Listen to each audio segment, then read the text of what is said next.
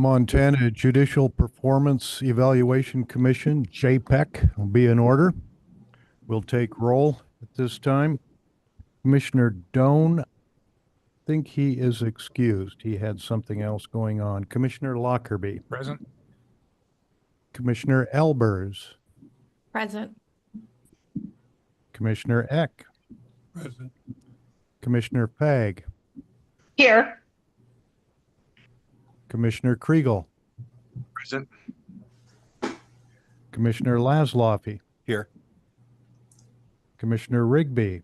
Present. Commissioner Swandle. Present. Commissioner Wheat. Here. Director Brown. And Counselor Up is here, right? Okay, good. Before we get going, there are several concerns that have come up surrounding the use of AI tools during public meetings. This memorandum came from the governor's office, and they request that AI note-taking, transcription, and summarization bots may not be used until a formal policy is adopted. With that, we'll go to the consent agenda. And all of you that are on Zoom, if you have some material that we're talking about that you don't have, let us know. Treasury report. Oh, wait a minute. Let's start with the minutes. Approval of minutes. We'll start with June 15th. That's under tab A. June 15th minutes. Anyone have any corrections? I have a correction. Okay. Is this Commissioner Rigby? This is Commissioner Rigby, right? And I don't see on my screen that I have an opportunity to raise my hand, so I just shouted out. I do see it up. Yeah, you have your hand up. I'll put it down then. Oh, there you go. Now it's down. Okay. Okay. On the minutes for June 15, on the third page, it talks about the motion that I made, and I think the words are a little confusing, or actually quite confusing. If you go to it says Commissioner Rigby motion that for justices being evaluated, JPEC will post cases that, and it says were found statutorily unconstitutional, which doesn't make sense. I would change that to cases that find statutes unconstitutional.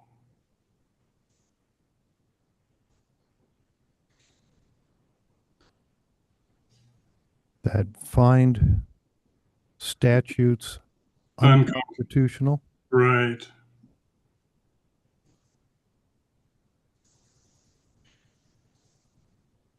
Any other correction? That's the Yes. only one. In the next paragraph, it uses the phraseology unconstitutional cases at the end of the first sentence. And I think it should read, and not just, and then change the language to cases finding statutes unconstitutional. Okay, say that one more time, Commissioner. Certainly, beginning with the word and, not just, cases finding statutes unconstitutional.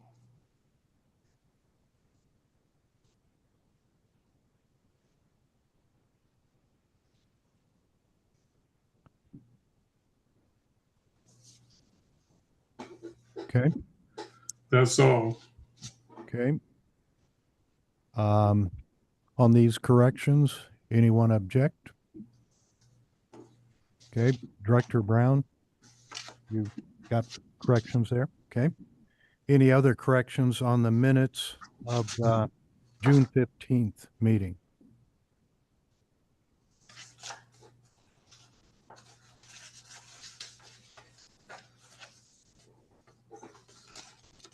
Mr. Chairman, Commissioner, go ahead. I'll make a motion to approve the minutes. Okay. All in favor of the motion to approve June 15 minutes as corrected, say aye. Aye. Opposed, nay.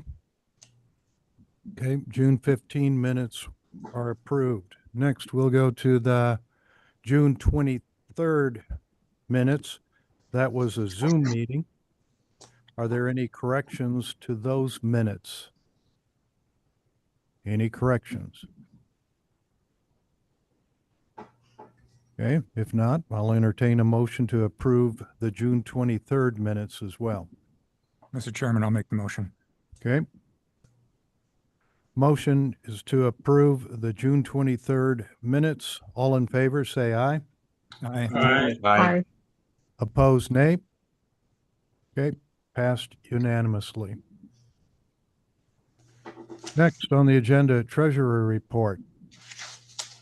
Mr. Chairman, members of the committee, the commission remains in a strong financial position at the close of fiscal year 2026. Total expenditures and committed costs were approximately $279,700 against the $500,000 appropriation.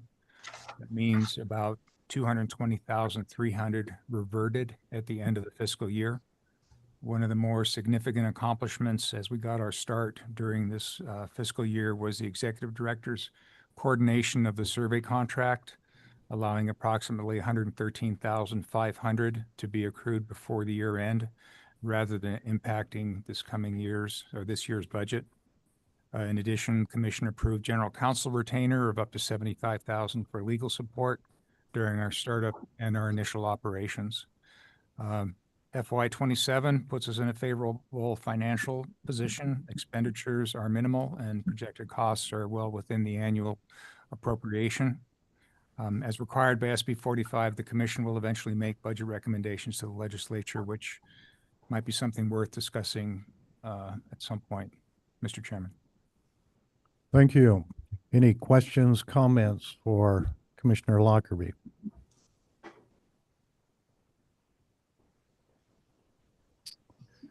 Okay.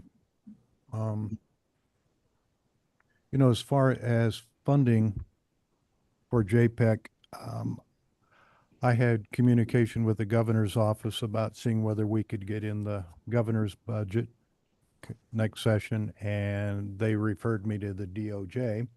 When I talked to them, of course, they didn't want us in their budget either. So I talked with Senator McGilvery, the sponsor of Senate Bill 45, and he will be working on getting the funding. I don't know whether it's in House Bill 2, but he'll work on that. But he does want to know numbers. So, Director, we need to look at, what kind of numbers we need for the next biennium. I would hope that we can come under what the initial budget was. That would be helpful. Any comments about the budget? Okay. Next, Executive Director Report. Update on the website. Director Brown?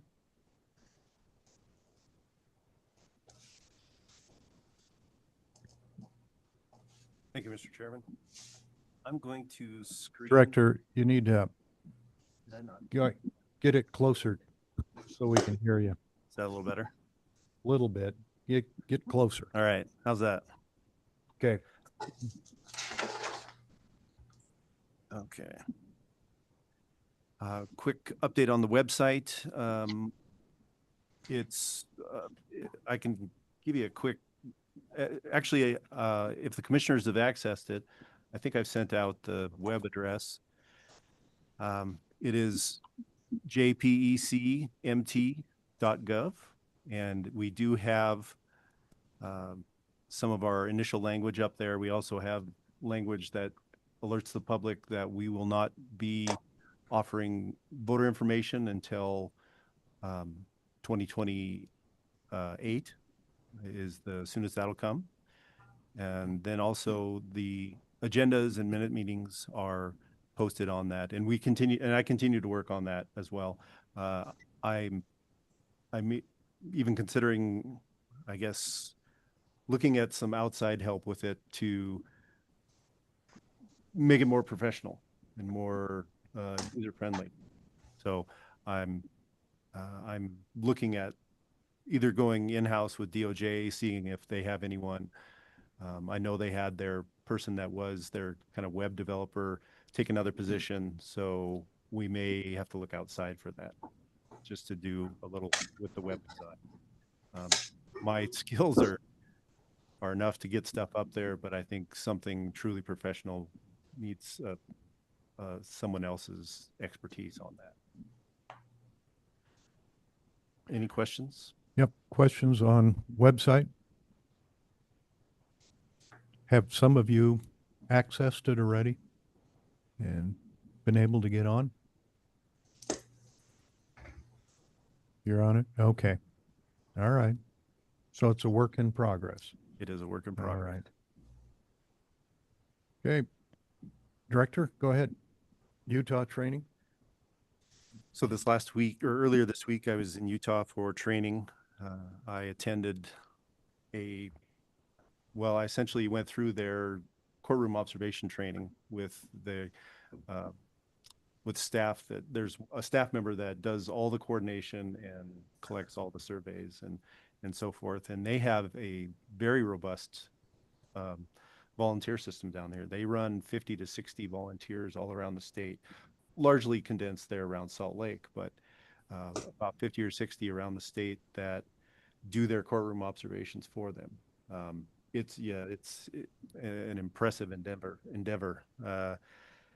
But it's also very well organized, and they allowed me to have all their materials. They were very, very accommodating. Actually, I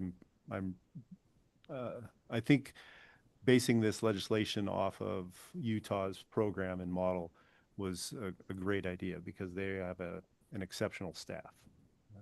They have lots of information for us to work off of for the volunteer program, should we go that way. And maybe it'll be a hybrid. We're still kicking around some plans for that, but it was really eye-opening. And I'll share that information probably at the next meeting with all their materials if you'd like to see it, simply because I didn't get it until Wednesday, so I wasn't able to add it to this meeting. But I also sat in on one of their commission meetings down there, and it was very refreshing. Actually, they are very collegial as well with their commission, and they have some serious stuff to address in their evaluations. And I was just really grateful to be able to sit in on their commission. So, yeah, it was very beneficial overall, and I wouldn't rule out the prospect of maybe going to another state even just to see how someone else does it, because it was so beneficial. Anyway, questions? Mr. Chair. Go ahead. Director Brown, I mean, what did you think? Are there, I realize it's a different state, the rules are a little bit different. Are there any significant tweaks or things that you see that we should be thinking about differently based on the initial discussions that we've had? Are we heading down the right path? What are some things to consider? I think we are headed down the right path. After looking and comparing our process with what they have, it's very comparable. I think they evaluate a little over 100 a year, 100 judges a year. So their staff is very specific to some of those tasks, and it works very smoothly. I think that what we start with, what we have right now in our criteria for evaluation, and once we get the courtroom observation stuff up and going, there are going to be challenges. The ruralness of Montana is always a challenge. They face the same kinds of challenges, where courtroom observers will have to drive 3.5 hours to go, down to St. George to observe a courtroom for a couple hours. So we'll see those same kinds of things, but I think that we may have a little bit of a advantage over them with the video that is in the courtrooms. I don't think they use video as a second-hand tool. They want someone in the courtroom, in every courtroom observing. I don't know if that's feasible here, so that's something that we'll flesh out as we move forward. But as far as the surveys and that kind of stuff, I think we're set on a good path right now. Director Brown, how many years has Utah been doing JPEC? Since 2008. Okay, coming up on 20 years of it. Yeah. Okay. And how big a staff does JPEC have there? They have a full-time staff of 4. 4. Okay. You have any idea the cost of their budget? I do, but I want to double check because I thought there might be a little bit of a supplement that they get from another, not just general funds. So I'll double check that. But I think it's probably comparable to what we're running at right now, at about 500,000. But I will check on that. Okay, and they're probably evaluating more judges than we will. Absolutely. Yeah, they do roughly, it fluctuates, but roughly 100 a year, a little over 100 a year.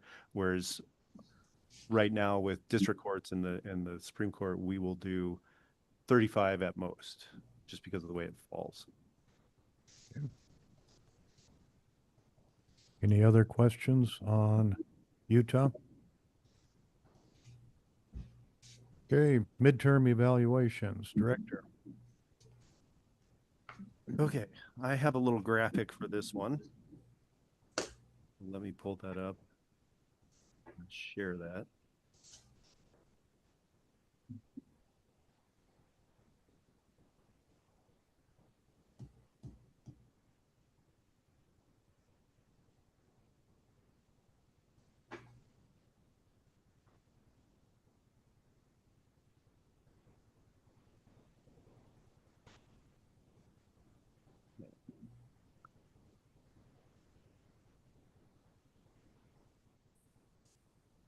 Director, before you get started with that, one other question about Utah. Who do they use for a vendor? Somebody different than we are? Yes, they began with Market Decisions. Okay. And then they just switched this last year. So they've been with the New Hampshire group, University of New Hampshire, who was our kind of second choice by point totals. And reason for the switch? I believe their contract had come up, and they, I think they were more interested in they run a lot of pilot programs. So their legislature asks, hey, what about this question? And they go out and put out these additional surveys or survey questions asking different things. And I think in the last few years, they've run 4 or 5 of those kinds of programs. So I think that then when they were looking at vendors, the University of New Hampshire fit that profile more so than Market Decisions. Okay, thank you.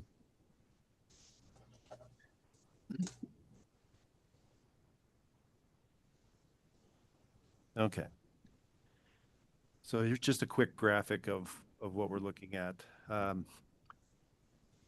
As soon as we have all of our survey questions together, which, we'll be looking at today and maybe even, depending on how the day goes next month too, we're going to start the surveys or Market Decisions will start putting out the surveys. And we'll continue to do that. I guess let me start off first with all the judges being evaluated for this cycle are midterms. So there is no, I think fortunately, there is no hard deadline for us other than the end of 2027, which is it'll be easier on us. It'll allow us to get some of the rules through that we need to get through, like courtroom observations, and do the rulemaking for that. So we don't have that hard deadline. So we will start doing the surveys once we get up and going. So roughly around September, and we'll run those for several months. And as I show through 2027, there's not really like I said, a hard date. So we can survey a little bit more if we want. And then when evaluations come, I thought we should probably be done with evaluations around September, maybe even October. That way there's plenty of time left in the rest of the year, and we'll be busy doing other surveys and evaluations too. And that way we'll try to alleviate any too much crossover between the 2027 cycle and the 2028 cycle. So simultaneously, though, beginning in January of 2027, we're going to begin our 2028 cycle, which means we will start all of our surveying, and that's the retention cycle.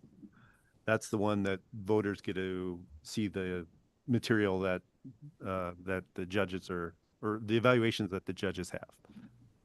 And so there is a hard deadline on that. And that hard deadline is 45 days by statute. It's 45 days before the last day, or from the last day that they have to declare for candidacy, which puts it in that date. That last date is March 4th. So 45 days prior to that is mid-January, January 18th or 19th, depending on the year. So we have to have, the commission has to have evaluations completed by that point for those judges so that they have time to make a response if they wish to, and decide whether or not they're going to continue as a judge or put their candidacy out there. So we will begin surveying in January of 2027. So in 6 months' time, essentially, and continue to survey and run the data and crunch the data through the end of the year, and then begin evaluations. And this is I don't want to say this is hard and fast, because maybe all the surveys turn in that we need a little bit early and we can get going on our evaluations sooner. Or maybe that'll happen for certain judges, and other judges we're not getting the responses back. So maybe we work on the ones that we have all the information for, so that we're not just sitting idle, and get that work done. But we need to begin evaluations probably about October, based on what Utah was telling me, that they usually evaluate about 6 or 7 judges per meeting. And then they do meetings every 2 weeks through their evaluation period. So for I don't know, several months, like 4 months or so. So I estimated that if we started in October, we could be done by December, and that gives us a little leeway to then, and have to take into account all the holidays and scheduling issues and that kind of stuff. So it'll give us time to submit those evaluations and let everyone know who needs to know by mid-January. And then once we have any submissions back from the candidates, the judges, then at that point, and the commission still needs to decide, do we go ahead and publish right then? I don't see why we wouldn't publish, but we don't have really a policy on how far before the election we need to put it on the website. If it's ready to go, I say we put it on right away. I don't think we don't really need to do anything else. So we could probably publish in the first part of February, get that published. And and then you can see at the same time, simultaneously, surveys will start that's 2028, January of 2028. Surveys will start in January of 2028 for the midterms, the next set of midterms for the 2029 midterms. So it's this continual cycle. We usually have about half a year with two different cycles going simultaneously. So that's kind of just a really brief overview of what the process is going to look like. Questions? I have a couple of questions. This one's related to it.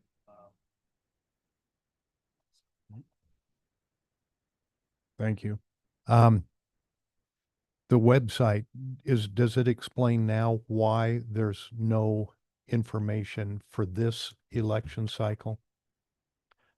Let me check. I'm not sure if I put midterm in there or if it just Well, states that I we- mean, yeah. anybody looking for information on judges that are on the ballot this coming November, that needs to be explained why there won't be any information about the current election cycle. Okay. Following? Mr.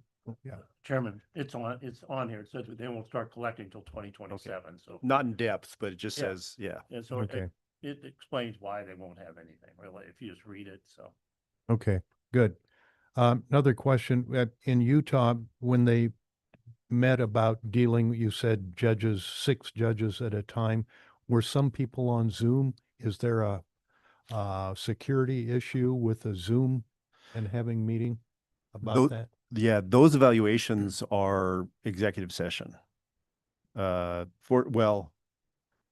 guess because of the nature of the information, they can't really discuss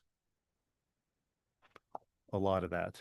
Okay, but executive session, can we do that in a Zoom meeting? Yes, We can, yes, okay. yeah. And we Right. have entered into that before.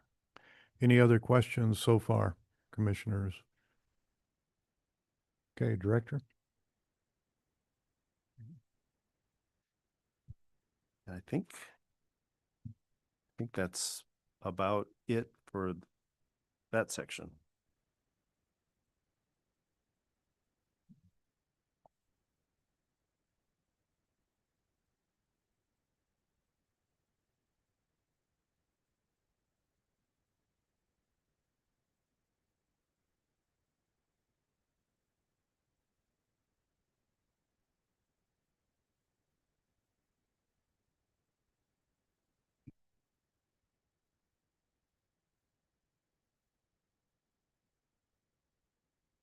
That's, Yep.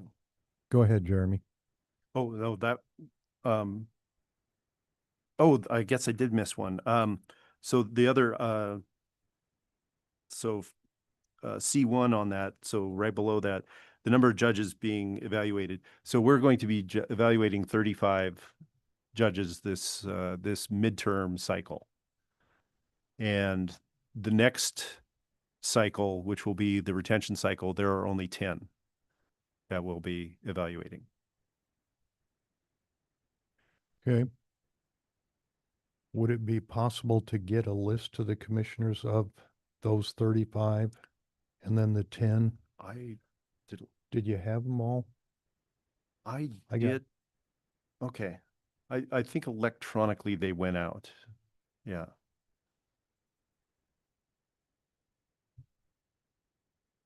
Okay.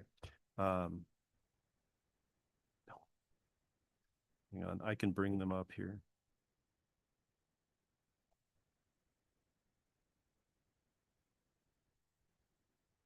Okay, you don't have it in the packet today, though? No, Okay, no, that was, and I know we discussed that.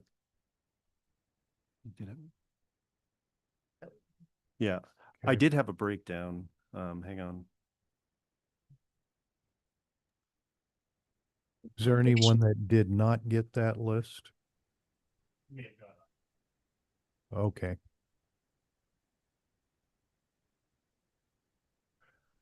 Probably wouldn't hurt to send it out again, Jeremy. Okay. Okay. Commissioner, I know the packet that we got in the email I'm sorry, the other sheet we got in the email was based upon like Supreme Court justices and district court judges. Would it be possible to have that broken down into years?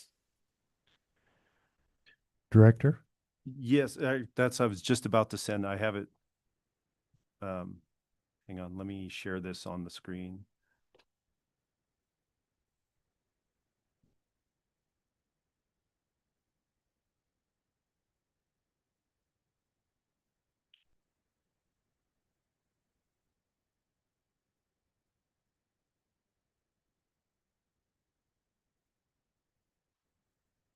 Yeah.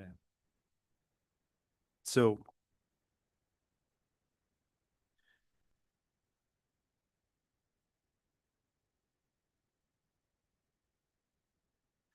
all right, so beginning the top section, you can see there are 2 Supreme Court justices that are coming up for their midterm review for this upcoming cycle. And then it goes down through the different districts, and I have it broken down over here on how many, or the district and how many judges each district is going to see evaluated for the midterm this year. And most of them have at least one. There are 3 of them that don't have anyone being evaluated this year, but I think those also have just a single individual in that. But there are the individuals that we will be, or that the commission will be reviewing or evaluating. And there's down here at the bottom is a kind of a breakdown year by year of whether or not it's a midterm evaluation or a retention. Commissioner Albers, did that answer your question? Yes, thank you. Okay. And you can see that it's 35 this year, 10 the next year, then 12, then 35 again. So it's rather cyclic in that regard.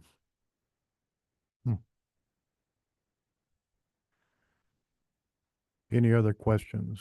I have a question. Commissioner Swan? Are the judges notified in advance that they're going to be evaluated, or how does that work? Yes, we will be reaching out to them. And there's also a language in the Senate Bill 45 that discusses whether or not they've had a partial evaluation based on if they came in. And we also alert the or courtroom minister, no, the courtroom administrator or the Court administrator? court administrator. Okay. Yes, thank you. Yeah. And in Utah, if you know, do they just have retention elections, or can people run against a sitting judge? If you have any idea. Well, yes, it is election based. Yeah. I know it's election based, but some states just have retention. You can't run against a sitting Oh, judge. I was just wondering if Utah was that way. I don't know for sure, but I do believe you can run against a judge. Yeah. Director, judges will be notified that they're going to be evaluated, but they wouldn't know which day or which.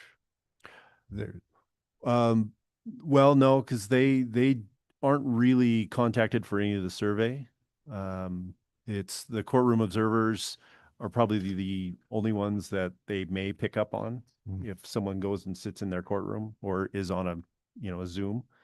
But the other portions of the evaluation are going to be surveys sent to the attorneys and the courtroom personnel. So the judges won't know the specific time when an evaluator or observer is going to be there. Correct. Okay, Mr. Chair, go ahead. in response to Commissioner Swandall, I've made some notes on various states. And at least my notes indicate it's a yes or no retention in Utah. Oh, I'm sorry. I misunderstood the question, I think. Montana, I was wondering if Utah was different, because you can have a 5.0 great rating and coming still run against you. Yeah. I don't think they can do that in Utah. Mr. Chair, that's my understanding. Yeah. Oh, okay. Okay, anything else before we go on to section 3? Yeah, I have, excuse me, I have a question or a comment. Commissioner Rigby here. Go ahead. It seems like we should develop a form letter to send to the judges, reminding them of this statute and just very generally talking about having courtroom observers and surveys going to attorneys and so forth, so that it doesn't catch anybody off guard. Because I would expect that the judges are going to know that they're being observed. A lawyer might mention to the judge that he got a questionnaire or the staff in the courthouse. So it just gives the judges an opportunity to be knowledgeable of what we're doing and more or less when we're doing it, not specific days, but the season of the year. It's a good point. Director Brown, does Utah do that? Do they send out a letter and informing judges? I'm not sure that their exact process, whether it's a form letter directly to the judge or through the court administrator, but I can find that out Okay. and develop a form letter if we need. Any other thoughts about sending a form letter, just in general, letting the judge know they're going to be scrutinized? Mr. Chair, I think Commissioner Rigby's right. I think it's a great idea to give them advance notice. I think maybe part of the reason Utah, they're so institutionalized, they've been doing it for so long that it becomes the norm, but because this is so new, we're assuming they know, but I think it's wise to do that. And it also, I don't want to say credentials, but it gives some validity to a stranger in town, a courtroom observer that might appear in a rural courtroom that they've never seen before, and all of a sudden they're taking notes and wondering what's going on. So it might give some validity to them as well. So it's a good idea. Okay. Mr. Chairman, I would think maybe Jeremy should go to the judges' conference, maybe in October, and explain the process to them. I don't know where the meeting is. I'm sure it's in October, usually in October and May, I believe. So, but they have one coming up. You might check with the court administrator, Supreme Court, and see when that is, and maybe get on the agenda. Not a bad idea. Commissioner Kriegel, you have something about the letter, or is it a different issue? It's on this issue, Mr. Chairman. Go ahead. I'm not opposed to the general idea of notifying judges that we're in the process of surveying their work, but I think if you give them a heads up on, when we're going to be there in the specifics, then all they have to do is be on the best behavior during that time. And I think the idea is to get information that is relevant and reflects how they conduct themselves during the courtroom throughout the year, whether we have observers there or not. So I lean towards not giving them a specific heads up notice. Perhaps a general statement that we're engaged in this process, but nothing more than that. Good points. Anyone else? Is there anyone that's opposed to sending a letter to judges? Okay, Director, let's make that happen. Okay. Anything else before we go to action items? Number 3.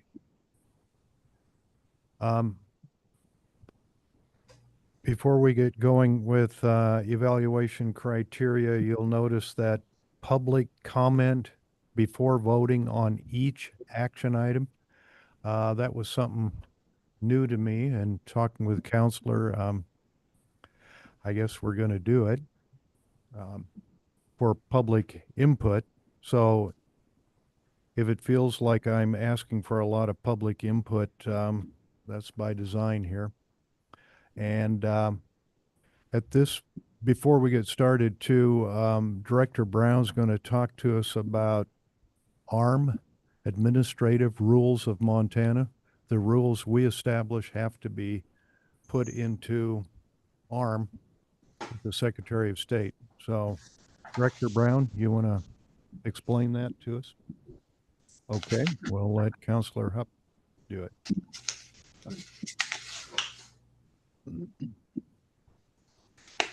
Chairman, Commissioners, as we were preparing for this meeting, we were re-examining the House bill and specifically legislation that had been enacted.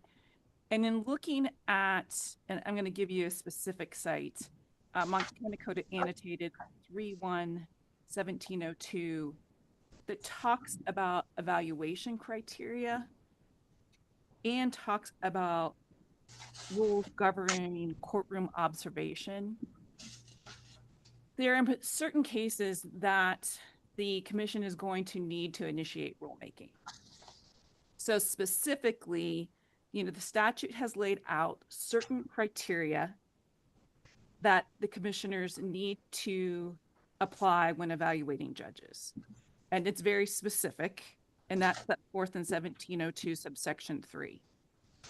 If the commissioners would like to add additional criteria, then the commission would just need to vote, obviously, to do that, but then would need to go through the rulemaking process to add those additional criteria. With respect to courtroom observations, the legislature has given direction as to what should be in some of those rules, but has clearly stated that before those courtroom rules are implemented, again, rulemaking needs to occur. And so the reason why we're raising this is because as you're examining, potential additional evaluation criteria, we just wanted you to be aware that would need to initiate, or excuse me, the commission would need to initiate rulemaking to add those additional criteria. And then with respect to courtroom behavior standards, you're going to have to initiate rulemaking.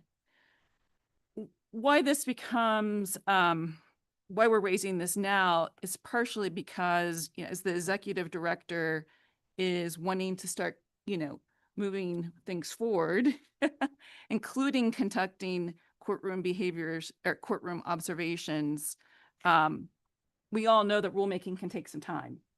And so, and looking at, frankly, the amount of time it's going to take to get rulemaking accomplished, in order to have rules by January 1st, let's say, of next year, essentially at your next meeting, you would need to be voting on those rules or criteria in order to be able to go through the rulemaking process. And that's assuming that everything goes smoothly, right, in the rulemaking process, but essentially to have those rules to be able to be adopted and published by January of next year of 27. So I don't know, did you put this table in their packets? I'm sure if I don't know if I have. Yep. No. And so, and I'm happy to talk a little bit about the rulemaking process, but it is going to be a bit daunting whether Jeremy and or I do it, but things like we're going to need to find a liaison at the Department of Justice to assist us with it. We're going to need to reach out to the sponsor because statute requires us to do that. We're going to obviously need to work with the commission to come up with what you want the additional criteria or courtroom observation rules to be. After that, there's the process of working with the Secretary of State's office so they can publish the rule. Then we enter into a period of public comment. You may choose to have a hearing. And then after that, you would go through the process of ultimately adopting those rules, and then they would get published. So we just wanted to make sure you were aware of that as you start to consider whether or not to adopt additional evaluation criteria. And then we know we're going to have to adopt rules as it relates to courtroom behavior standards. Yes. So. Any questions? Commissioner Laszloffy. So are you saying that we should try to get it right the first time because we don't want to keep going back and doing this over and over again? Okay, just trying to put this in layman terms. Trying to add something a few months from now could be pretty tough. Chairman and Commissioner, that's correct. Not only do we want to get it right substantively, but procedurally, absolutely. Because what you don't want to have happen is later on, there be concern with the process Sure. that the commission went through. So, and there's the need to have some of these rules in place so you can move your evaluation process forward. Sure.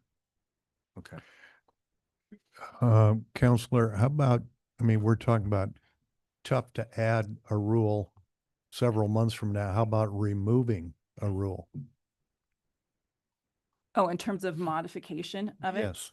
It could be done. I haven't looked at that process. But we could, in terms of time, the timing of that, I'm assuming it would be similar because you would be proposing a modification to a current rule. Okay, Mr. Chairman. go ahead, Commissioner. Thanks, Council. Yeah, it's interesting problem to have. Just a thought, because I was looking at the document R597 that Director Brown had sent out from Utah, and one of the just a thought is that we keep this as broad as possible. I noticed that 597 was very specific on all these things that had to be done, and if we happen to waiver on one of those, so just a thought. Which of you two you think is better positioned to develop some draft ARMs? Do we take it? Yeah. Go ahead. Chair, Commissioner, the executive director and I have been talking about that. I anticipate that the executive director will be coming up with the substance of some of these rules and then, circulating that for discussion. But at that point, it's because I think having someone with a legal background would be valuable to helping to facilitate the rulemaking process. I would suggest that perhaps I do that in consultation with the chair and the executive director. But that is, the executive director and the chairs and the commission's decision. Commissioner Laszlo. Counselor Hub, so can you comment on Commissioner Lockerby's broad general arms versus trying to get into the minutia on each one? Is it advantageous for us to just try to speak in more general terms? Does that, if we go into the minutia, does that really lock us in and not allow us flexibility to deal with different circumstances that could come up? And maybe we can look specifically at some of them, we want to talk about the evaluation criteria because I think that's easier for me to conceptualize. I think if you want to add additional evaluation criteria, I suspect that you're going to want to be those somewhat specific. Okay. If there's something, more general that you're thinking of adding, I think you could obviously talk about that. You don't want it to be, though, too vague or ambiguous would be my thought process on that. Okay. Now, in terms of the courtroom behavior standards, I guess I would let the executive director answer that question because you've looked more at those standards, if you don't mind addressing that. Yeah, and I think one of the issues you run into when you start getting a little too specific is that you have no flexibility in your survey questions. It has to be written out, and then as we'll go through later, some of the survey questions as we choose some of them, there's variations on what we can ask that gets roughly to the same answer. So one of the courtroom observation criteria is neutrality. Do we have to say neutral in a certain kind of proceeding or neutral, whatever. But the survey question then can go out and play with that and be asked in different ways. So if we start narrowing it down there, it also hinders us on the backside of what we can ask. Mm-hmm. Okay. Thank you, Mr. Chair. Any other questions about rules? Have to find that happy medium, right? Not too general, not too specific. Okay. Okay. Section 3 then, action items, evaluation criteria. Director? Share my screen again.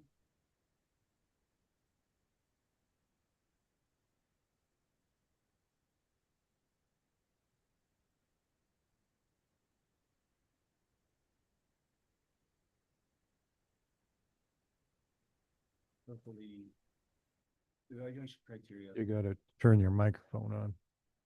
And are we on tab A? We are on tab A, yes. Okay.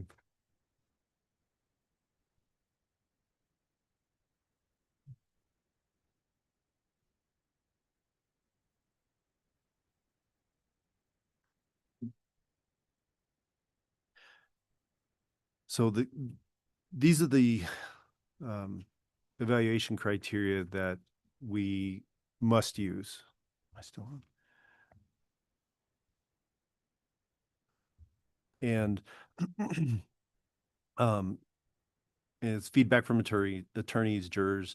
It's what's in the statute, and we have to use courtroom observations. And there are here. Actually, I'm going to switch views here.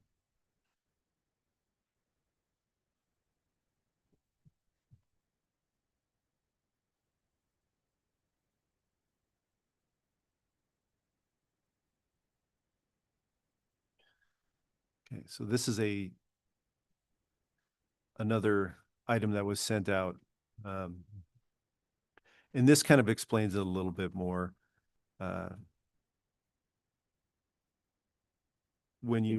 So these are examples of the questions that are being asked and what we should include as for questions.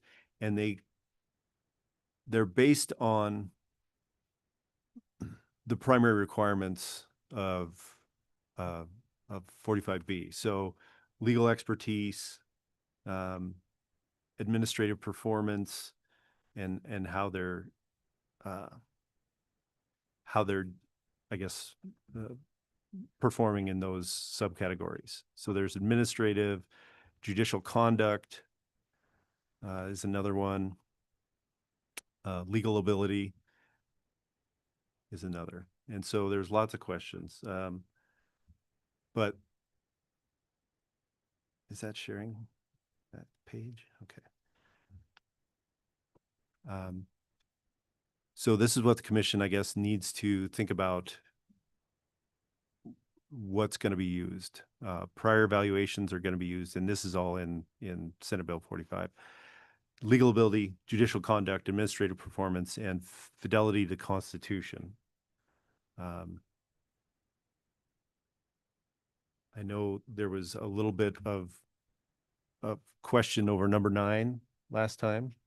I don't know if the commission would like to discuss that further or in depth or kind of tease that out a little. Question number 9. What? Or item number 9, fidelity to the Constitution, adherence to the Montana Constitution. Mr. Chairman, Go ahead. and I don't remember if I raised it or I remember it coming up, but I made a note to myself for this meeting and this is probably purely a lawyer question, but how is fidelity measured? What is it? I mean, that's, I mean, if we're going to use it as a standard, I just need some clarity on it. That's all. Thank you. Is that for legal counsel to answer? Director Brown, 1 through 9 at the top here, you say must use criteria. That's because it is specifically stated in Senate Bill 45, correct? Correct. Okay. Including fidelity to the Constitution. Correct. Okay. Okay.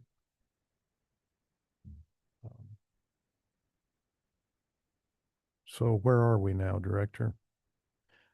3A? Yes, 3A.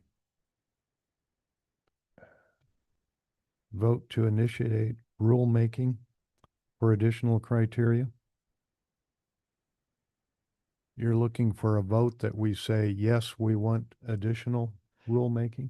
Yeah, so the ones or the potential criteria or the next section below on the paper is, are we going to, or some of the criteria going to be, are we going to look at case overrun rates as, or overturn rates? Is that a measure of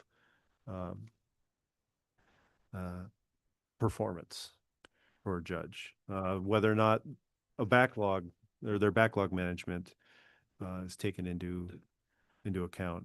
And Okay. that, yeah, So at this time, you're looking for a motion then that the commission wants to look at additional criteria, yes. okay? Yeah. And is this where I ask for public comment then, Counselor? That is correct. Okay, is there any public comment about whether the commission should initiate additional rulemaking? I don't see any hands up, so I'll entertain a motion from a commissioner that we can add to the rulemaking authority of Senate Bill 45, and Senate Bill 45 did allow that at several places in the bill. We're not voting on the specific ones. No. Here. Just, I'll just make the motion that that the commission be allowed to, add to the criteria for judicial evaluation. okay, you heard the motion. Any discussion on that motion? Okay, all in favor, say aye. Aye. Opposed, nay. Okay, looks like it passed unanimously. I forgot Mr. to Chairman, tell you that, Mr. Chairman, Yeah. we're having a little technical. We may have someone that may want to make a comment online. So just, can you hold on Okay. for 1 second? we'll hold and back up. And while you're backing up, Commissioner Doan gave his proxy to Commissioner Laszloffy.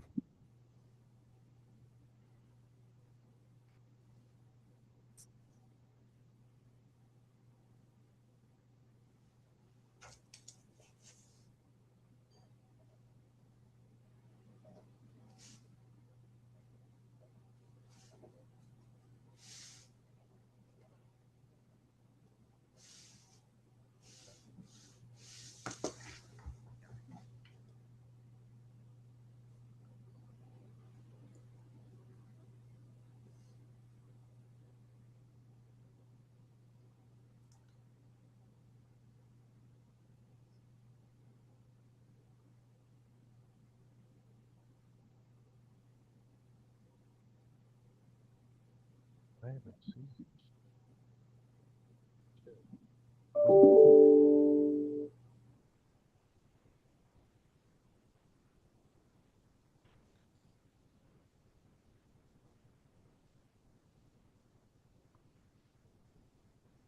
While we're waiting for that, I want to thank the Public Service Commission for letting us use their facility here, and for Mr. English getting the producing, directing, everything here. So thank you.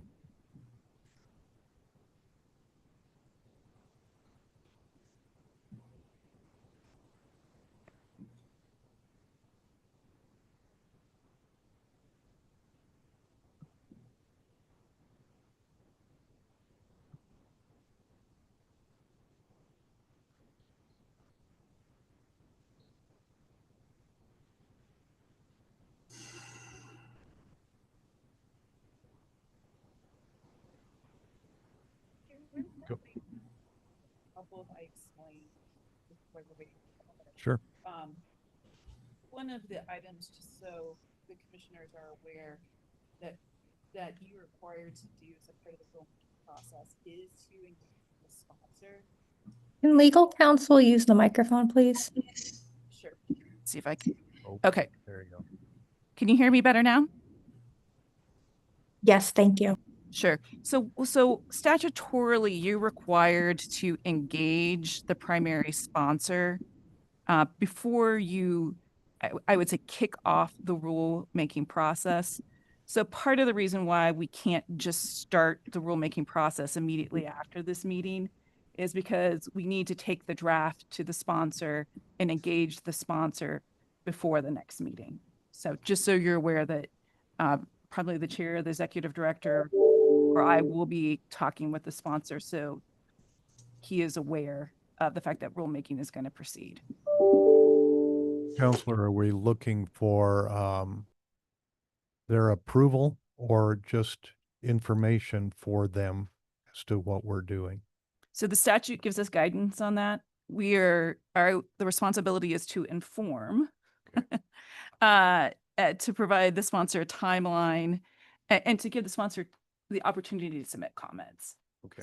So I suspect that the intent of the legislature was to give the sponsor the opportunity to engage with the commission or the body making rules. Mr. Chairman, Commissioner Laszlo. Counselor Hupp, are there, as we go through the rulemaking process, is there a specific timeline for each step? Or we just have to accomplish that, but it's not like you have to publish and wait 10 days and then move to this and. Commissioner, there are in fact specific timelines within the rules. Okay. Part of what the executive director and I have discussed is we have some control over this process, but we don't have control over the entire process. So to some extent, we're going to be at the mercy of Department of Justice employees or Secretary of State employees. Okay. And so that's part of the reason why we want to move this forward as Sure. quickly as we can, because it could be our liaison at the Department of Justice has 25 rules she's working on, and we might be at the bottom of the pile. Okay. So we're trying to be able to work with various government employees, but we are also under some statutory deadlines. Okay, thank you.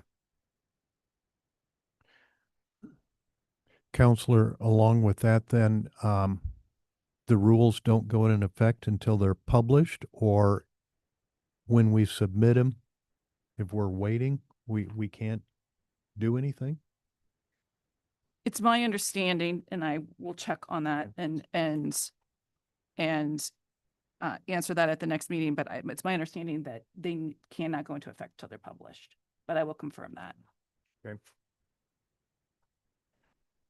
Director, was that public comment we're waiting on? I have not seen a response, but I have he was asking for some material, so I supplied him with that. So Okay, it may so not it's be a not comment. related to the motion that we have. Not that Okay. yeah. Okay. Okay. Did you get a vote on that, Jeremy? We have yet. not. No. Okay. The motion again was basically for the commission to be able to have additional rulemaking. And without any further comments on that, all in favor, say aye. Aye. Opposed, nay. Okay, that passed. Director, Section 3, Part B, Courtroom Behavior Standards.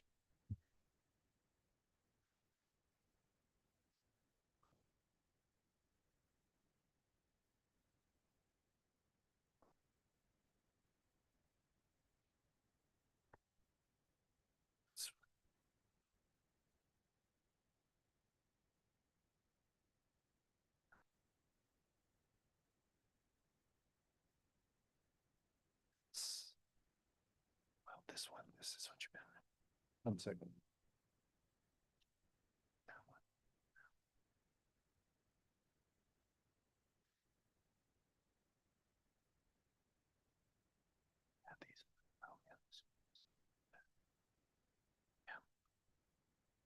Mr. Mr. Chairman, Go ahead. I need a clarification on that particular motion.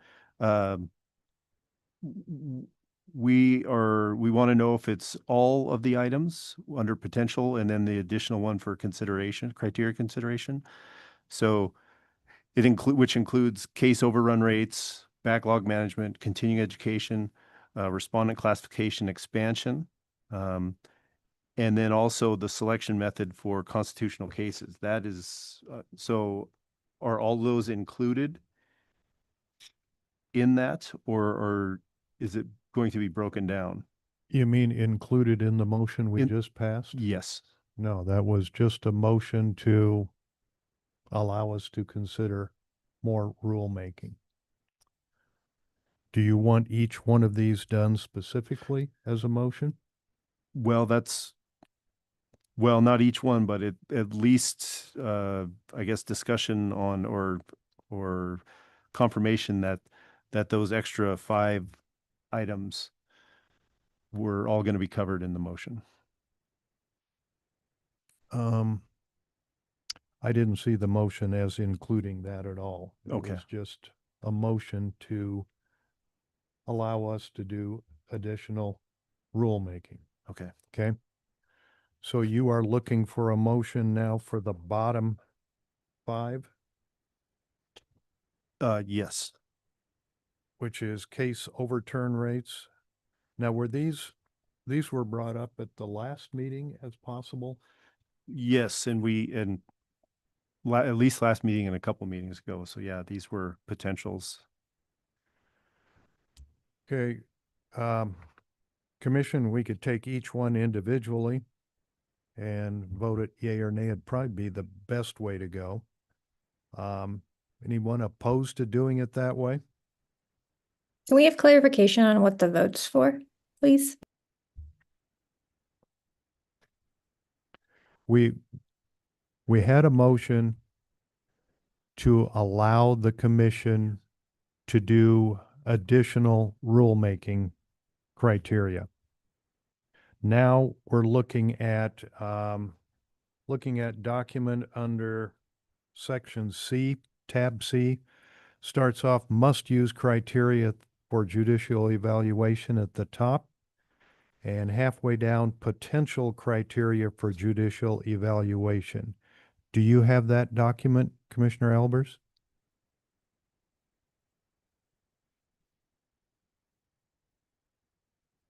Yes, I'm just trying to find the tab I'm on. Okay. And under potential criteria, number 1 says case overturn rates. That was not mentioned in Senate Bill 45. So the question is, do we want to include looking at case overturn rates with judges? And I don't know who brought it up. Is there someone that would like to bring a motion on case overturn rates? Mr. Chairman, Commissioner, before a motion, I'm looking at some of these on here and I'm wondering if it isn't better to approach these contextually, that we just kind of look at the whole, rather than the individual ones. I'm fine if we want to address each one individually. But as I look at some of them, there are reasons that there are delays. There are other reasons we have to hold judges accountable for the delay. So I'm fine either way, but just open to approaching it 2 ways. One is, do we consider this contextually, these points, as part of our evaluation process, or do we actually add it? Thank you. so let me figure out, are you saying that that is part of the must-use criteria? That, Mr. Chairman, that we consider those factors as well as they must use.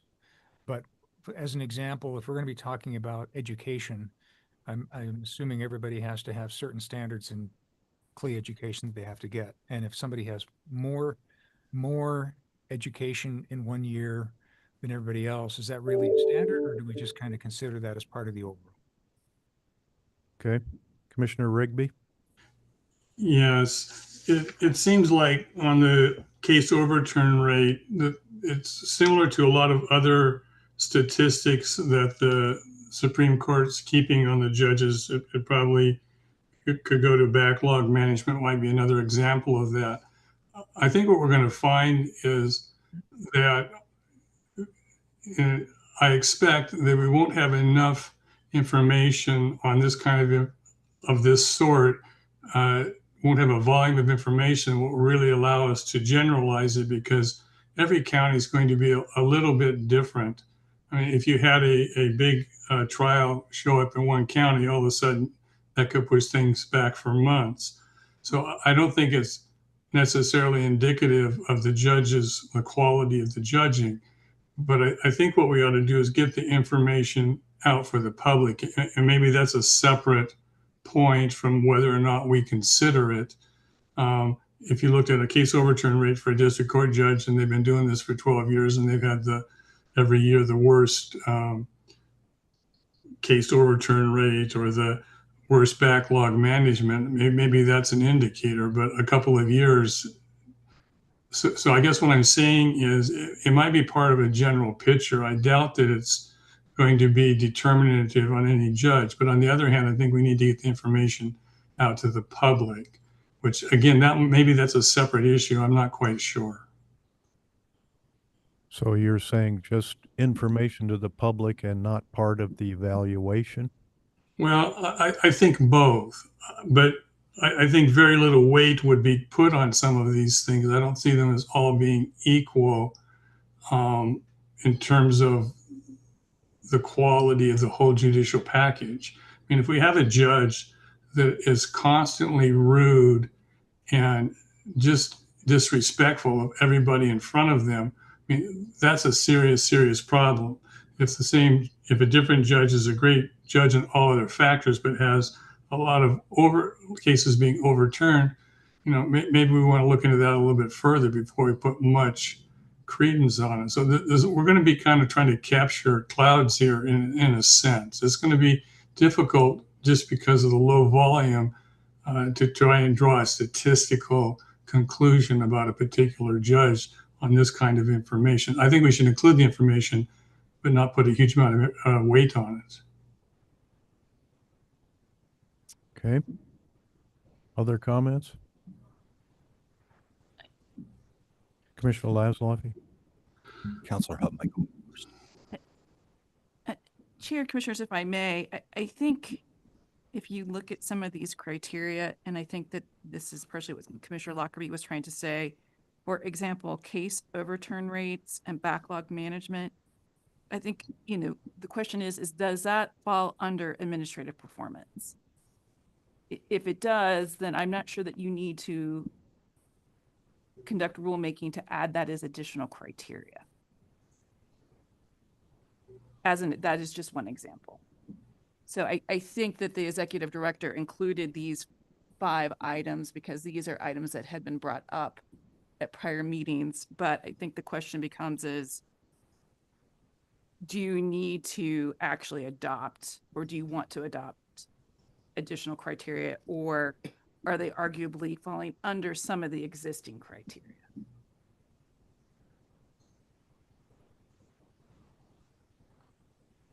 Commissioner Laszloffy? Mr. Chairman, I'm just wondering, so later today, I'm going to revisit the motions that I made in our last meeting, and I'm wondering what to do with the biographical section. That's not really an evaluation, it's just information. Does that need to be on this list?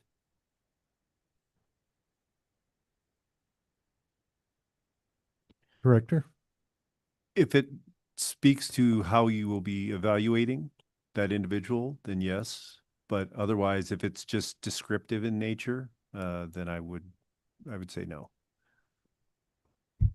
Clear as mud. I know. Thank you. Descriptive in nature. Commissioner Albers, did you have a question, comment? I'm going to hold off for now. Thank you. Commissioner Wheat? Yes, I think that these 4 criteria that we're talking about under potential criteria, as our counsel was saying, I think the must-use criteria is broad enough to encompass just about everything that's down there. And so I don't want us to get ourselves so strung out on developing specific criteria that we don't that it just gets out of hand for us. I think we can feed these 4 criteria into the must-use criteria. And so, just as council was saying, case overturn rates, that I think that clearly could fit under administrative performance. Backlog could be administrative performance, and as Commissioner Lockerbie said, there's lots of reasons why you may have some backlog, and the judge may be able to explain that. But if it were me, I would just say, let's not take these criteria as specific criteria and just let it be plugged into the must-use criteria. I think it'll be easier for us as we go forward. Thank you. Okay. Anyone else?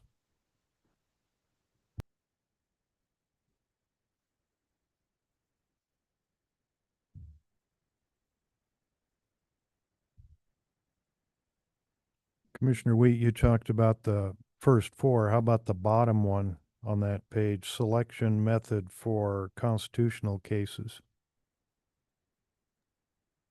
Does that fit Well, in?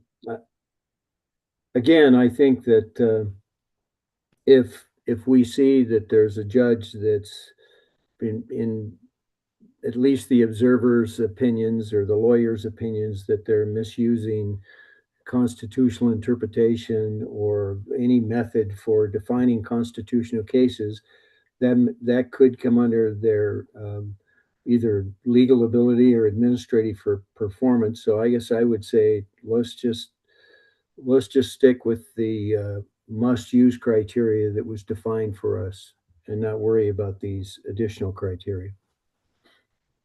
Okay. I don't see a motion, so I guess if there isn't a motion, then we will just leave them. Okay.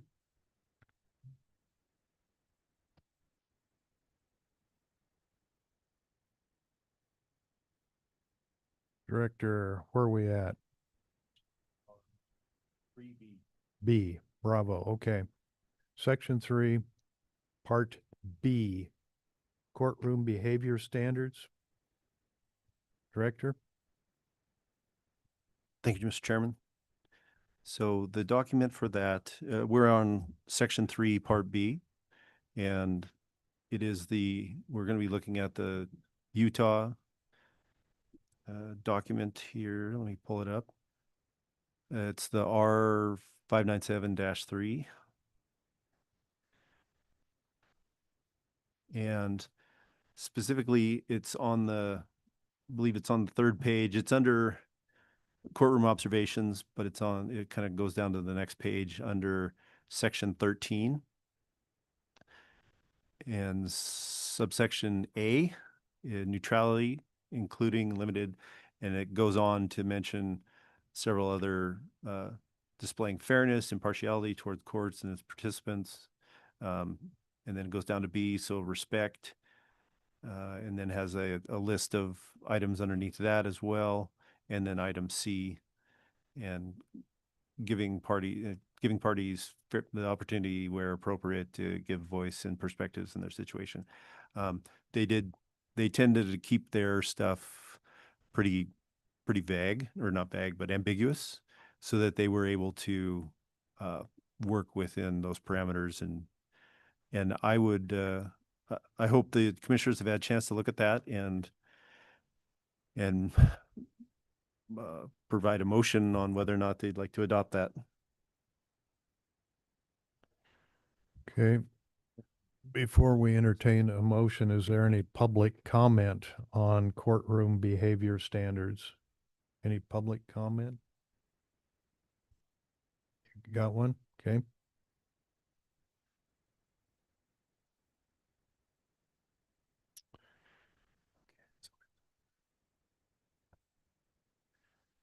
And if you're a member of the public, when you do comment, give us your first and last name and where you're from.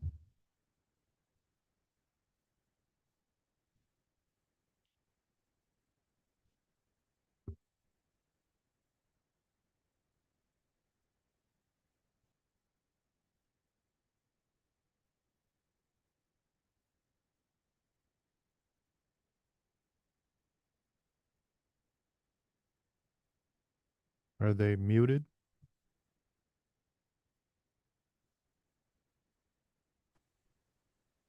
Okay. Good afternoon, Mr. Chairman. Commissioners, my name is Bruce Spencer. I'm an attorney in Montana. Sorry I can't be with you in person. I'm trying to take a little recreation time, so I'm up at our family cabin, enjoying the nice, clear weather without smoke. Just a preliminary comment on standards. I'm sort of unclear what the committee's thinking of doing regarding courtroom standards, but you should be aware that it's my opinion as a lawyer that this committee doesn't have the ability to dictate to judges what sort of standards they should apply in their courtrooms. Under Article 7, Section 2 of the Montana Constitution, the management and the direction of the court system is reserved solely for the Supreme Court. And so just as a preliminary comment, if you're trying to promulgate standards that you expect judges to follow, I don't think you have the ability to do that. If you're trying to say these are things we want our evaluators to look at, then you probably can do that. But to avoid any future problems, I would humbly suggest that you look at that very carefully and try not to wade into the providence of the Montana Supreme Court. Thank you. Mr. Spencer, if you stay on, do any commissioner have a question for Mr. Spencer? Okay, seeing none, enjoy your stay at the cabin. I'll stay on for the rest of the meeting. I'm probably commenting later, but I'll lower my hand. Thank you. Okay, all right. Mr. English, any others? Okay. Is there a motion on courtroom behavior standards? I have a question first, Mr. Chairman. Okay, Commissioner The Swan. Director, how are these courtroom observers, do they have a training manual in Utah for them? They do. They have a training manual and they put them through a PowerPoint presentation that they meet with them beforehand. And so there's actually a little bit of training before they go and do that. And how are they recruited in Utah? It's volunteer based, a lot of word of mouth. They also, I believe they advertise in a couple of different places to start gaining interest, but there were different methods. Mr. Chairman. Go ahead. Mr. Chairman, with respect to my good friend Bruce Spencer's comments, the same testimony, I believe, was presented to both the House and Senate during legislative testimony. The House and Senate disagreed, both passed the bill as written, and then went on in front of the governor and governor's chief legal counsel, I'm assuming, reviewed and said it was fine. I don't think that we should just take the opinion of one attorney. I think that in the cumulative, we should continue to move forward. I think this is a good idea, and I would be voting yes. Is that a motion? Not yet. Not yet. Mr. Commissioner Chairman, Lockerbie. thank you. Just some observations, and this goes back to previously where I talked about getting ourselves too detailed. Under courtroom observations, that would be under 6D, Delta, conduct courtroom observations of in-court proceedings for each judge they are assigned to observe for a minimum of 2 hours.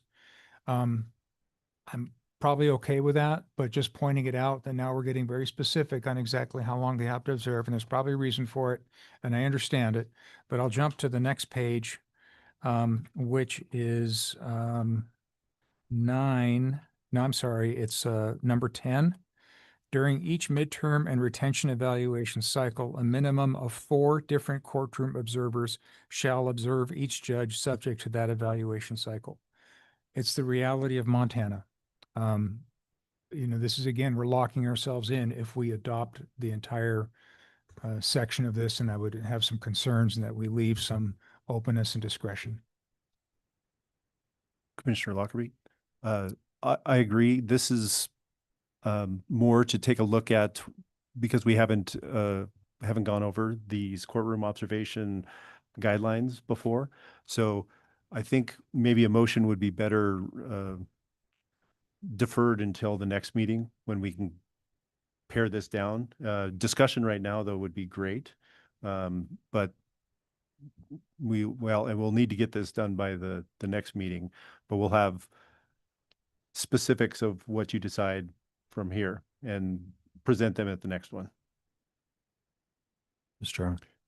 Commissioner Laszlovic. So, Mr. Chairman, members, I think that I agree that we're getting into the minutia here and setting some fairly specific guidelines. But one of my big concerns in our last meeting was the fact that this portion of the evaluation contains so many pieces that are so subjective, and courtroom evaluation and observation obviously is. So I would caution us in just allowing one observation, one person's opinion of a judge. Maybe we need two, but maybe we don't need four. I'm just saying that to bring some subjectivity or objectivity to the evaluation, I think we need more than just one person maybe taking a look, Mr. Chairman. Commissioner Swandle. Director, do the judges know who the evaluators are or not?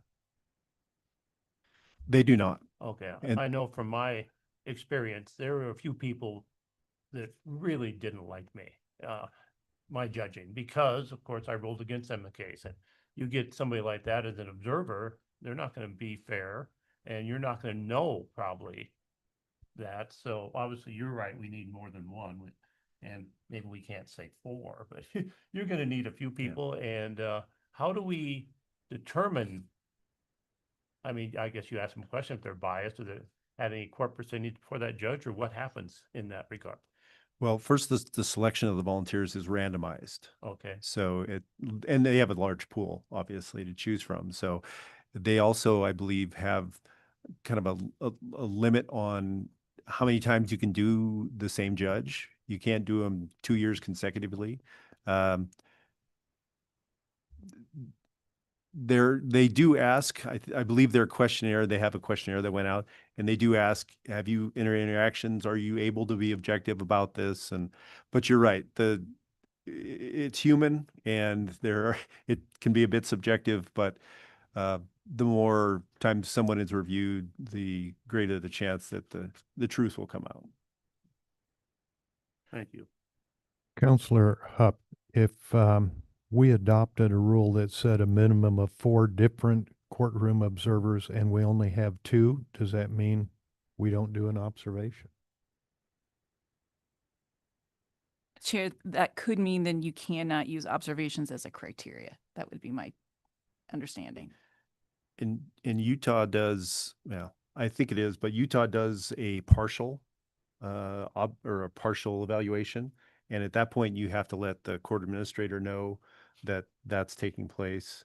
But I would have to dig a little more deeply into our statute to see what it means, because if we don't have a courtroom observation, if we don't have enough, courtroom observations are a must for our evaluation process. So we will need to make certain that we reach whatever standard we set.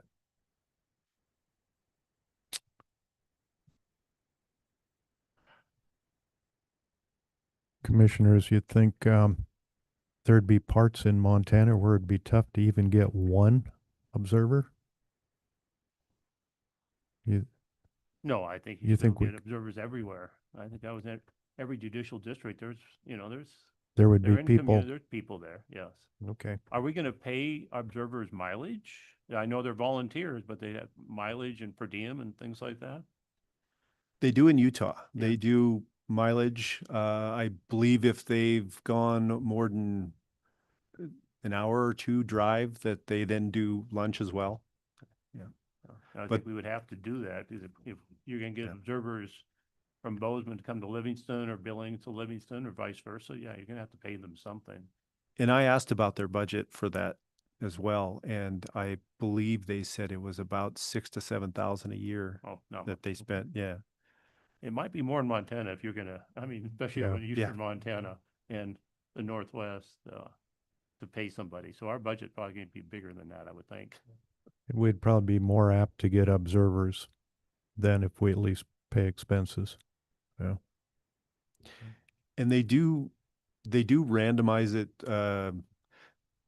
in geographically speaking. So if there are observers, say over in Glendive or Sydney, they don't always do the observations over there. They'll, well, in our case, they'd send them to Billings or Helena to make sure that they're not observing the same judge all the time. Yeah.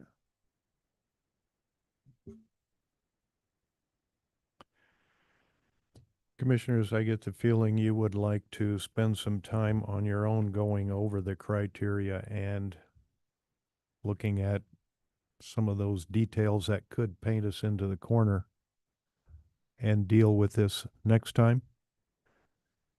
We can continue with courtroom behavior standards if you like. And then the September meeting, we can throw parts out, change different parts, whatever your wishes are. Counselor? Chair, I would, if it is acceptable to the commission, what I would suggest or recommend is that perhaps, given what we've heard today, that the executive director and I sit down, prepare a list of standards to be circulated for the next meeting. And that way the commissioners would have them in front of them, and then perhaps we would be able to vote at the next meeting. That would be good if we can get them at least a week ahead of time. You get some time to look at that. Any comments on that? Any further comments about courtroom behavior standards? Okay, no motion there. Do you want to go to survey questions, Director? Yes, thank you, Mr. Chairman. So again, I will share my page here. It's the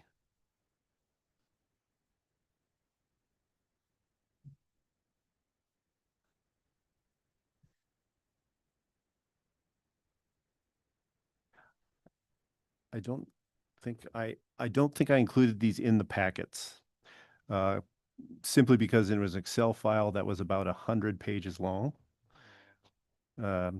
So it is electronic, and and it's on the screen here if you'd like, and I'll explain it as we go through.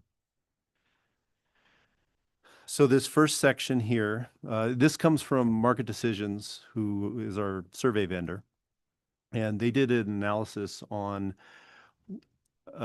This one is based strictly on our Senate or our SB 45 requirements, what was in there and what are must use criteria. And these are examples that he did take from the other states that they've done, Utah and Colorado.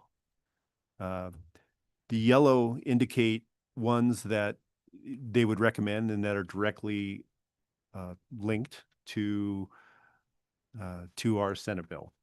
The red one is optional. That one, as you can see, if you looked at this red one here and the one above it, the question is, the judge was prepared for court proceedings. And the other variation on that is the judge was prepared for cases. And it's essentially the same question, kind of framed a little differently, but the court proceedings is a little bit broader. It doesn't specifically deal with the cases, and you could realistically couch or assume that cases is under court proceedings, part of court proceedings. So this is a breakdown of the questions that we would use on our survey, and it goes through administrative performance, judicial conduct, and legal liability. And I can go through and read these off. Like I said, it's not in the packet. I apologize. It would have dwarfed the materials packet if I'd have printed it off today. So how would the commissioners like to proceed? Go ahead and start. Okay, I'll Yeah. just read them off and. Sure. Okay. So these first ones are under administrative performance. The judge gave each side enough time to present their case. And I guess make notes and we can go over whether or not you liked it after the fact. Second question is, the judge's interactions with courtroom participants and staff were professional and constructive. The judge was prepared for court proceedings. The judge was prepared for cases. The judge maintained control over proceedings. The judge set a reasonable schedule for cases. The judge accepts an appropriate share of the court's workload. The judge communicated clearly. The judge ruled in a timely fashion.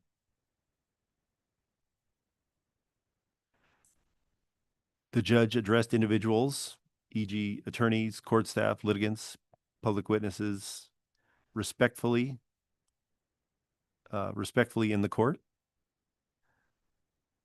The judge treated all courtroom participants with equal respect. The judge treated participants with respect. The judge gave participants an opportunity to be heard. The judge provided the court participants with a meaningful opportunity to be heard. The judge listened carefully during court proceedings. The judge paid attention to what went on in court. The judge spoke clearly so everyone in the courtroom could understand what was being said. The judge worked to ensure that the participants understood the court proceedings. The judges used language that everyone could understand.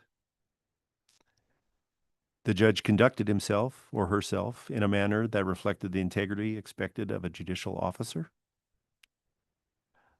The judge promoted public trust and confidence in the courts through his or her conduct. The judge conducted proceedings without favoritism. And this goes down to legal ability. When issuing a ruling, the judge provided an explanation for the decision. The judge gave reasons for the ruling. The judge consistently applied laws and rules. The judge faithfully applied the applicable law while acting within the proper judicial role.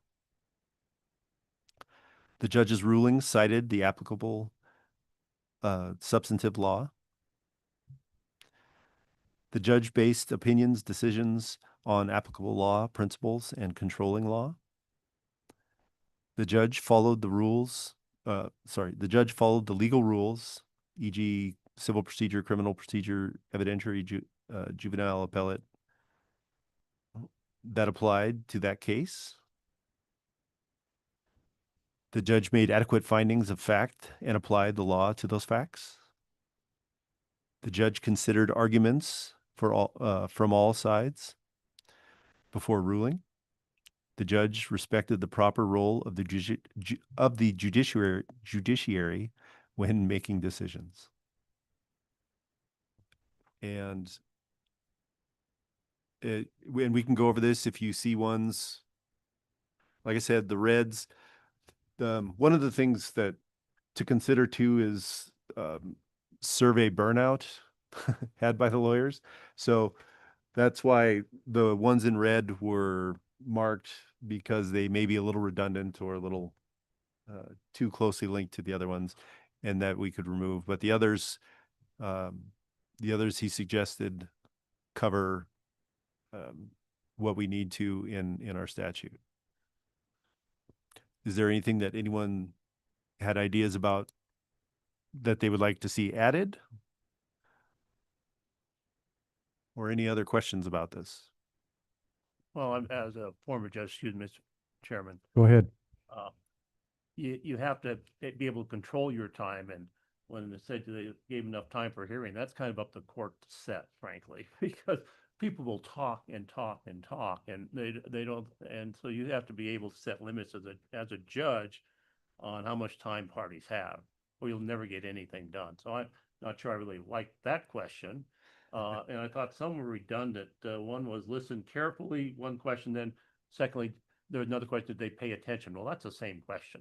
So I don't think we need both those questions in there. Okay. And there's something about accepts his share of the workload. I don't understand that question, I guess. Yeah. You're just assigned cases in Montana, and then, you can't reject them. On line 8, yeah. So I'm not sure where that question was, but I don't think that's really pertinent in Montana. Okay, let me see if there's any background on that one.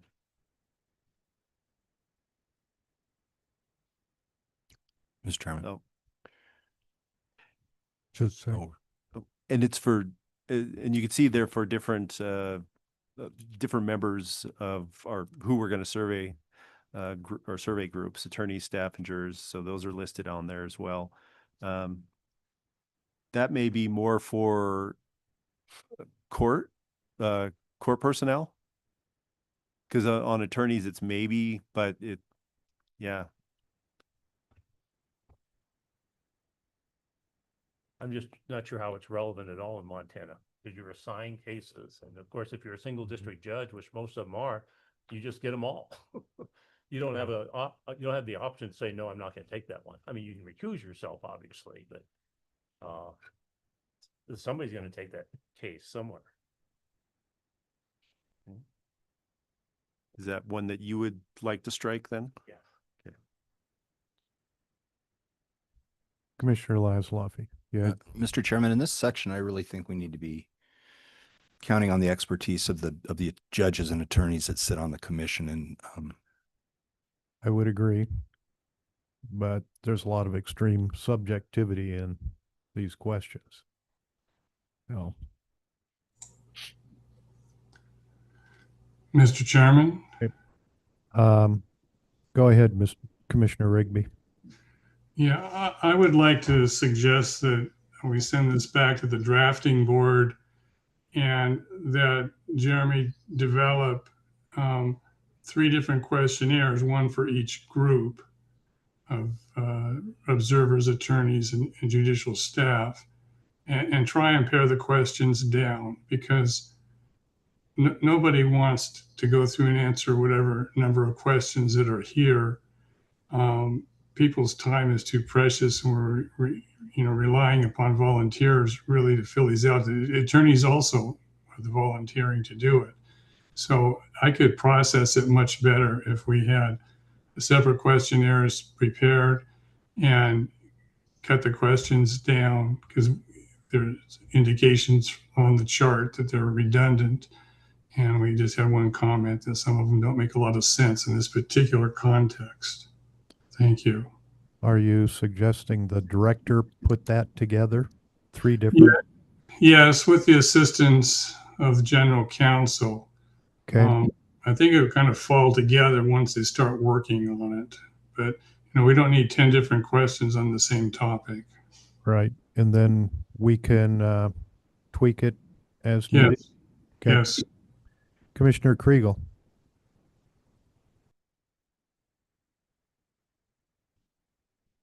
You're on mute, Commissioner Kriegel. There you go. Mr. Chairman, there is a considerable number of questions that are redundant here, and I think a review of that and eliminating redundancy is a simple task. But I don't see any questions regarding, maybe this is not something evaluators are capable of providing feedback on, particularly those who are not attorneys. But I think there should be some questions about the quality of any written communications from judges, the clarity of them, the reasoning behind them, the appropriate citation of authority, et cetera, and consistency with between oral and written rulings. I don't see anything regarding written communications. Okay. Good point. Mr. Chairman, I mean, Go ahead. the criteria did include, the judge made adequate findings of fact and applied the law to those facts. So that is a criteria that, that he applied law to the facts. So I think that is in there. And did he also mention, I thought one of the criteria was he followed legal precedent. So I do think those questions were asked. Are there in this criteria? I believe so too. I was just looking through to find them again.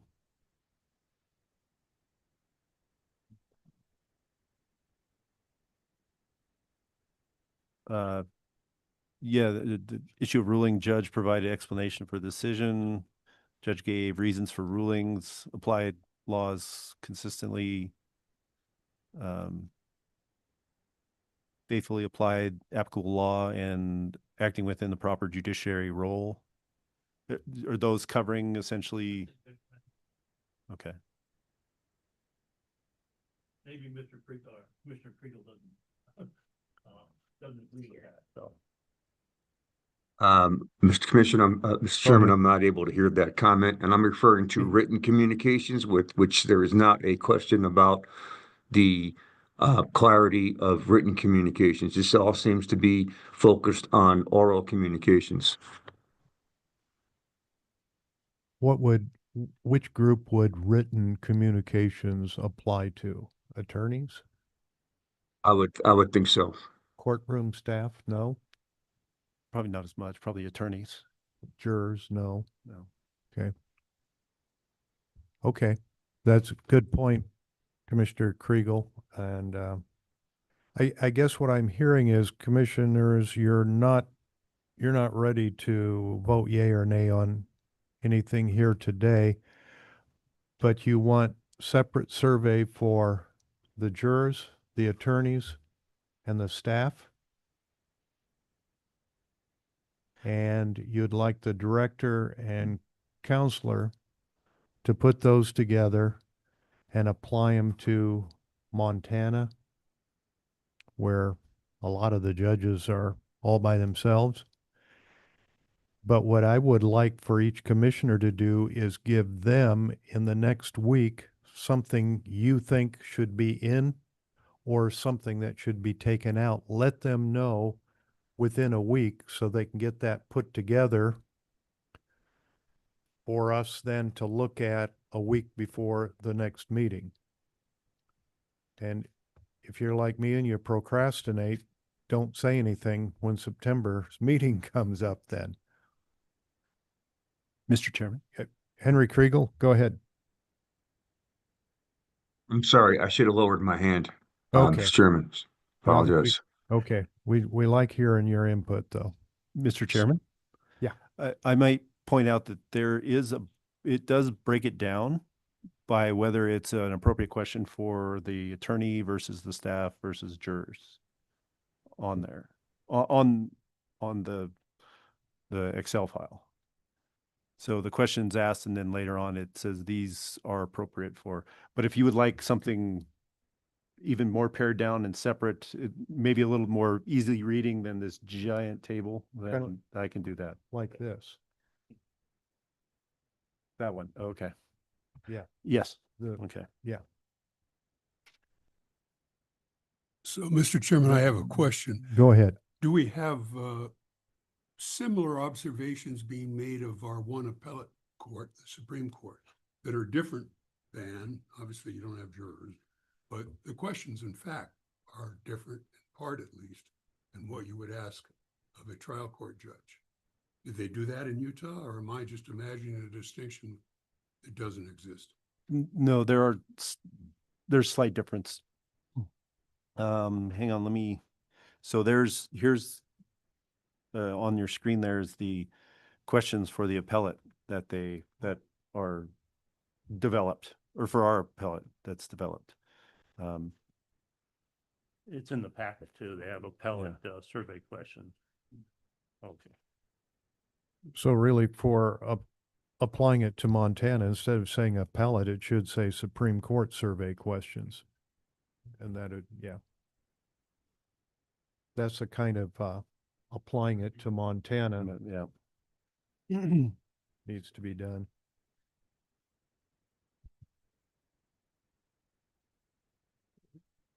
Commissioners, did I sum up your wishes then? Yes. We want 3 surveys, specific surveys then, adapted to Montana. And if you have any comments on those surveys, you'll get that information to the director and counselor in another week. That's next week, Thursday. And they can work on putting that together and then get it back to us a week before the next meeting. Commissioner Rigby. Yes, I think we're asking for 6 surveys, a separate set for the Supreme Court than from the district court, because they are rather different. Okay. Yeah. 6 different. One for the Supreme, well, Because we don't talk to jurors. that's right. No jurors. Okay. 5 Yes. Supreme Court. Yeah. Lawyers and, yeah. Okay. And staff.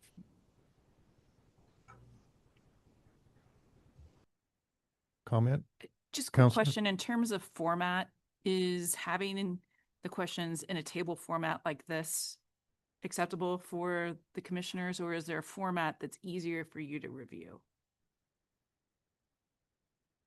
We can convert it to PDF. We could put it in a Word document. What is your pleasure in terms of formatting?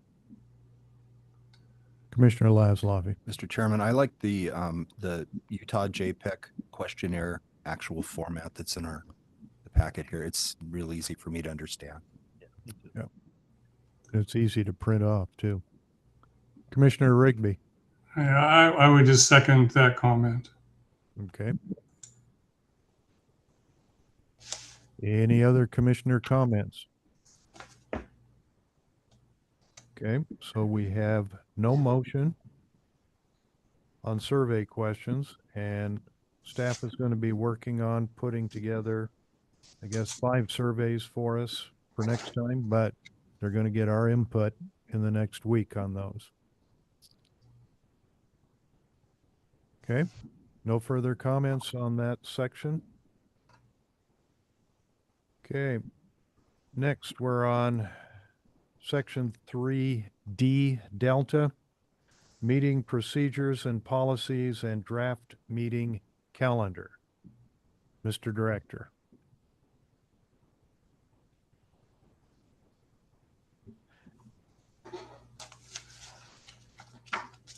I think this, Dana, were you going to, yeah, You know what, what tab? 3D. 3D.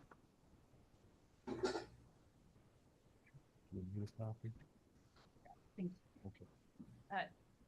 Chair and Commissioners, based upon some conversations we had at the June meeting, the Executive Director, Chair, and I put together a draft set. Thank you. Put together a draft set of policies and procedures to help facilitate commission meetings. This is a draft for your review and input. Specifically, we thought, or I thought, this tells you how my brain works, that it might be helpful to have some structure as to when the commissioners would submit information to the chair ahead of meetings, and then when the chair would be posting the agenda and packets. That way everyone was kind of aware of those deadlines. It also defines what a quorum and how many votes that you would need to be able to have a favorable vote, just so that is clear. It also provides some information related to open meetings and public participation. So, Chair, we could take comment from the commissioners. I don't know how you'd like to proceed. Well, that would determine on the commissioners. Hopefully they've had a chance to read through it. The only one that I've had a response from on the policies and procedure was from Commissioner Doan. And he questioned Roman numeral 4, quorum and voting.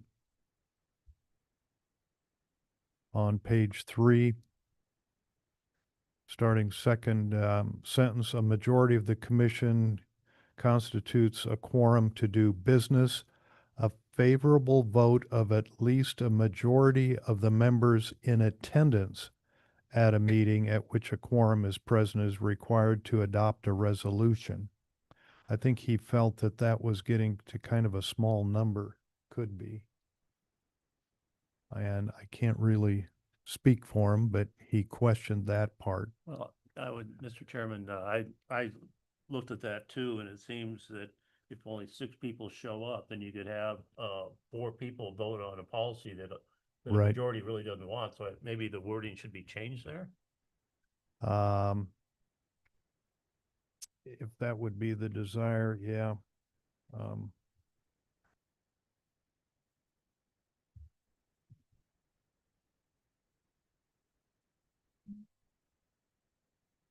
Or so maybe you can just say that a favorable of at least 6 or something like that, members for anything to pass. The Commissioner Swandle and Chair, we could simply have it be a majority of the commission. Don't do That, it. that would be one way of doing it. Yeah. Seem, yeah.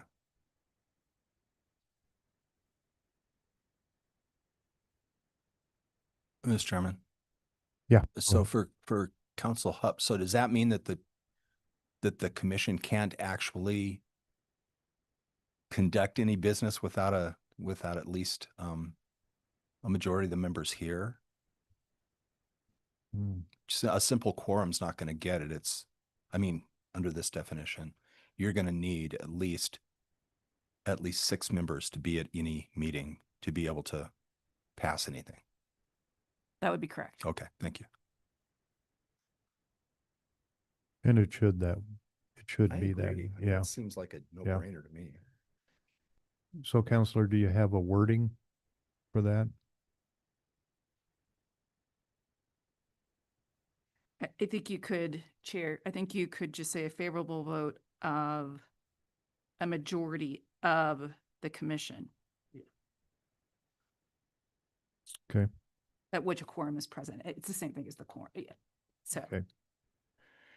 Is there any commissioner that is opposed to that wording change on quorum and voting section? Anyone want to hear it again? Okay. So ordered. Okay. Got that change. Yeah. Is there any other section of policies and procedure that, are we painting ourselves in a corner somewhere? Mr. Chair, I don't know about painting in a corner, but I do have a question on page 2, the second paragraph, where the first sentence indicates that they're supposed to be posted 1 week prior to a regularly scheduled meeting. And the last sentence says all regularly scheduled and special meetings be posted a minimum of 48 hours. How do I don't get the distinction. I think the difference is special meeting. Okay, it says regular and special. But Right. Special, I mean, if there's something that comes up and there's an emergency and we have to meet. Counselor, am I correct on that? Chair and Commissioner Eck, you are correct. They both apply to regular meetings. Ideally, they will be posted 1 week, except in the event of an exigent circumstance. But at a minimum, it has to be posted 48 hours. So that's the distinction. So I think the 1 week is, in the ideal world, or it's up to these, as a commission to decide what would be ideal. But we all know that the executive director doesn't always have control of everything happening in his life, either through technology or what it might be. But what we're saying, it will be posted for a minimum of 48 hours before a meeting. So Counselor, if it doesn't get posted within 48 hours, the meeting will not occur then. Correct. Okay. Unless there are emergency circumstances and there are exceptions for that. Okay, Commissioner Lockerbie? Thank you, Mr. Chair. Council, isn't there already statute or ARM that requires public posting of notice? That already exists. That's the reason we already do it. I know I've attended other meetings where we've had to post those. So are we just copying and pasting what already exists? That is correct to some extent. However, we're also setting, we're going above and beyond that in some circumstances here. And part of the reason for that is clear communication. So you can expect the fact that 1 week in advance that you're going to get this information. So it kind of sets expectations of the executive director and myself that this information is going to be provided to you. And also there's an expectation, if you noticed in here, that in turn, the commissioners are going to get us information 2 weeks ahead of time. And the rationale for that is if there are materials that you want the executive director or the chair or I to look at, we're getting them far enough in advance so we can do what we need to do to be properly prepared. So it does go above and beyond some of the content of what's required by statute or regulation, but that's just to help with the organization of the commission itself. Commissioner Rigby? You're muted. Sorry about that. Going back to the, Mr. Chairman, going back to the paragraph on quorum and voting on page 3, the second paragraph talks about the granting of proxies. It says it must be in writing. I think we should say writing or text or email. As a practical matter, they're going to be asked, they're going to be given by email as a practical matter, I think. Yeah, I've been accepting them as email is writing in my mind, but for clarification, I think that would be fine. Okay, make a note of that.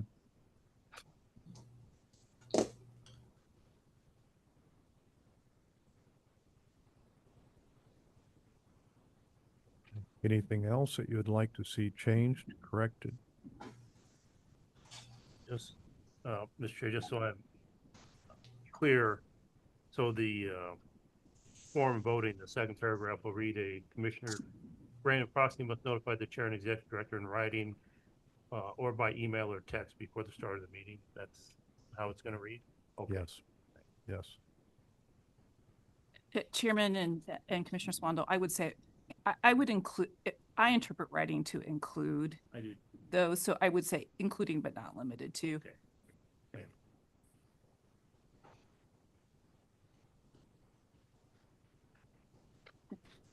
Chairman and Commissioners, I actually have two proposed edits to this document. Okay, start with one. The first one is under subsection or section 6 under authority regarding policies and procedures, where it talks about the chair having authority. I would suggest adding that the vice chair in the absence of the chair has authority, so that if for some reason, if the chair is absent, that the vice chair then can interpret and implement the rules. Commissioner Rigby, comment on that? Nope, I'll withdraw my hand. Okay, all right. Anyone opposed to putting the language about or the vice chair? Okay, so ordered. Next one. And Chair, this is in response to discussion regarding the number of minutes to allow for public comment. And that is under section 5C.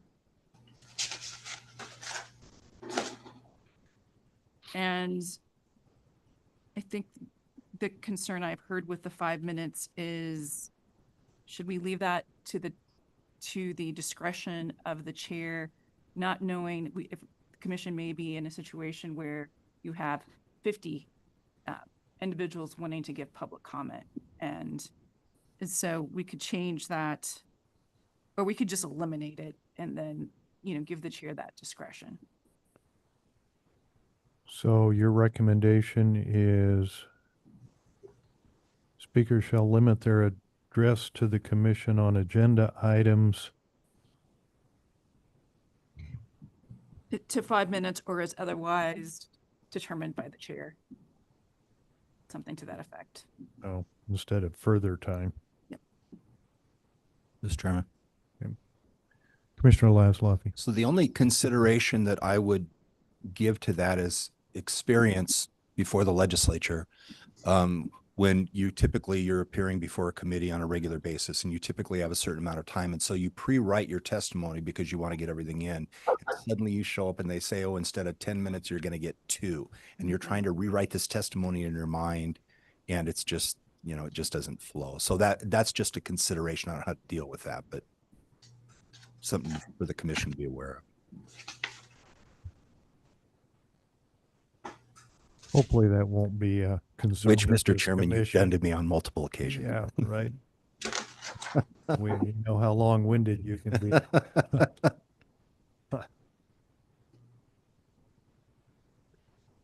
Okay, any other considerations on policies and procedures? Is there any public comment on policies and procedures that we're discussing? Any public comment?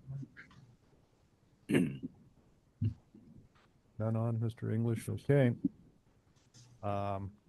If you're good with it, I'll entertain a motion. Mr. I move we adopt the policies and procedures related to commission meetings as amended. Our Okay. discussion, And that's the August 2 draft. that August 2nd, 2026 draft. Any last chance for comments? Yes, Mr. Chairman. So back to what we were just talking about. So as we're set to adopt these, basically everybody gets 5 minutes period at least. You can grant more, but you can't grant less. No. We could grant less. The proposed language would read, as I understand it, speakers shall limit their address to the commission on agenda items to 5 minutes or as otherwise determined by the chair. If we have one person, I'll give them 5 minutes. If we got 50 people, we won't be able to do 5 minutes. I would have to say it's gonna tear it down. All right. Thank Okay. you, Mr. Chairman. Any other comments? We'll try a voice vote again. We've been doing well with that. All in favor of the motion, say aye. Aye. Opposed, nay. Okay, and Commissioner Laszloff, you have Commissioner Doan's proxy. Commissioner Doan votes yes by proxy. Okay, all right. Okay, yeah, we had a calendar. Director?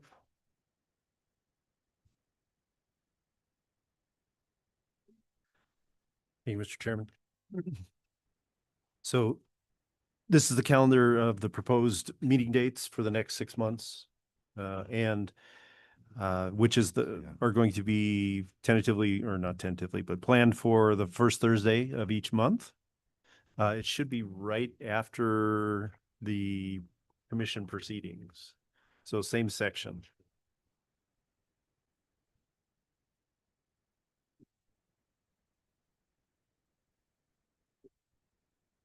So the dark gray indicates the meeting dates, and the light gray is the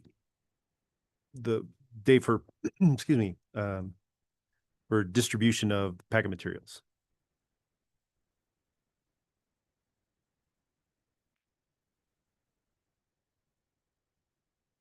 Which is a week out. And so we hope to get, and a week before that.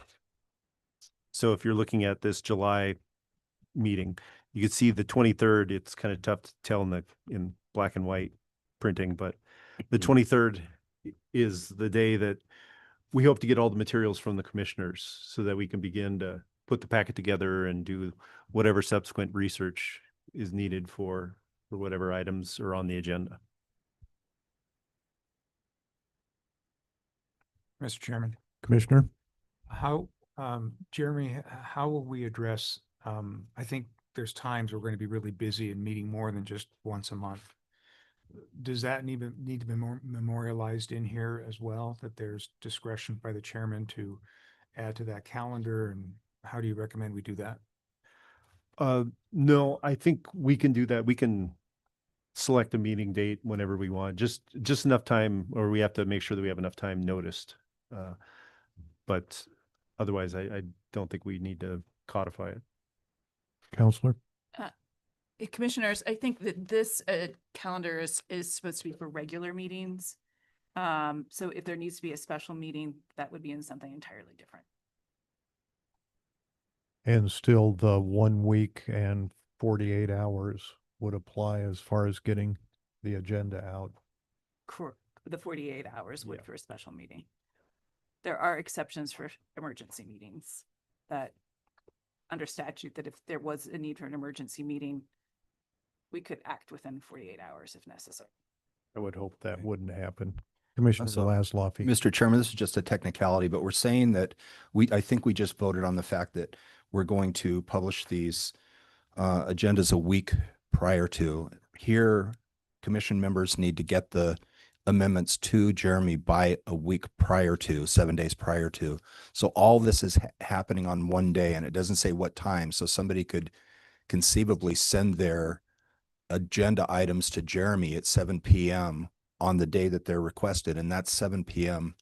of the night that they're supposed to actually be posted. Should we back it up one day so that he's got a day to work with these and incorporate them? It's not the way I'm reading it. You've got to get it in to him a week before the agenda goes out. Oh, my mistake. Thank Yeah. you.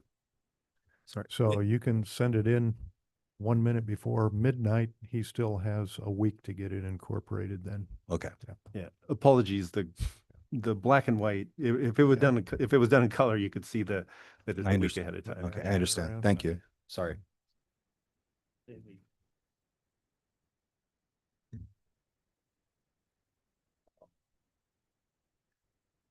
Oh, now it makes sense. Okay.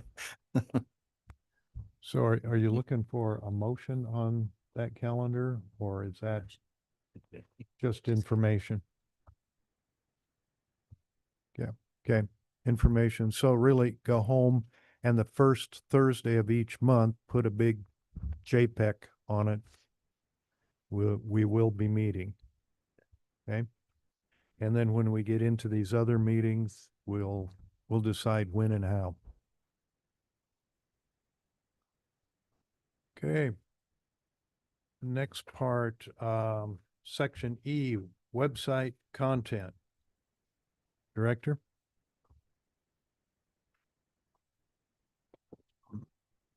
Thank you, Mr. Chairman.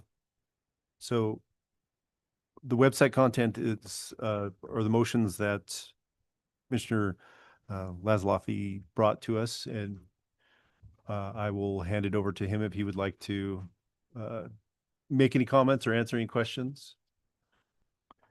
Okay, and before you start, we did start with this last meeting, but the material had not been presented to the other commissioners ahead of time. It was just presented at the meeting, so people have had time now to look at these. And with that, then if he's going to bring motion number 1 again, it's because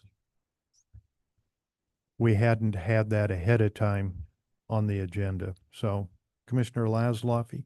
So, Mr. Chairman, before we get started, last time this discussion took a little while. We've been at this for a little over 2 hours. Do we need a break before we proceed or not? You going to take another 2 hours? You're killing me. Okay. I'm okay with that. Let's take a break, come back at 2:30. 2:30.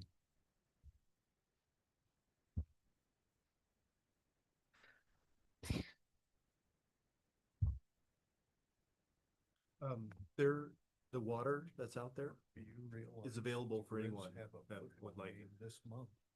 On a Thursday? No. Oh, this month, Yeah, month. this month, This that we're month. here, that we're at this point. We're into August, and this is a copy. Where you sitting?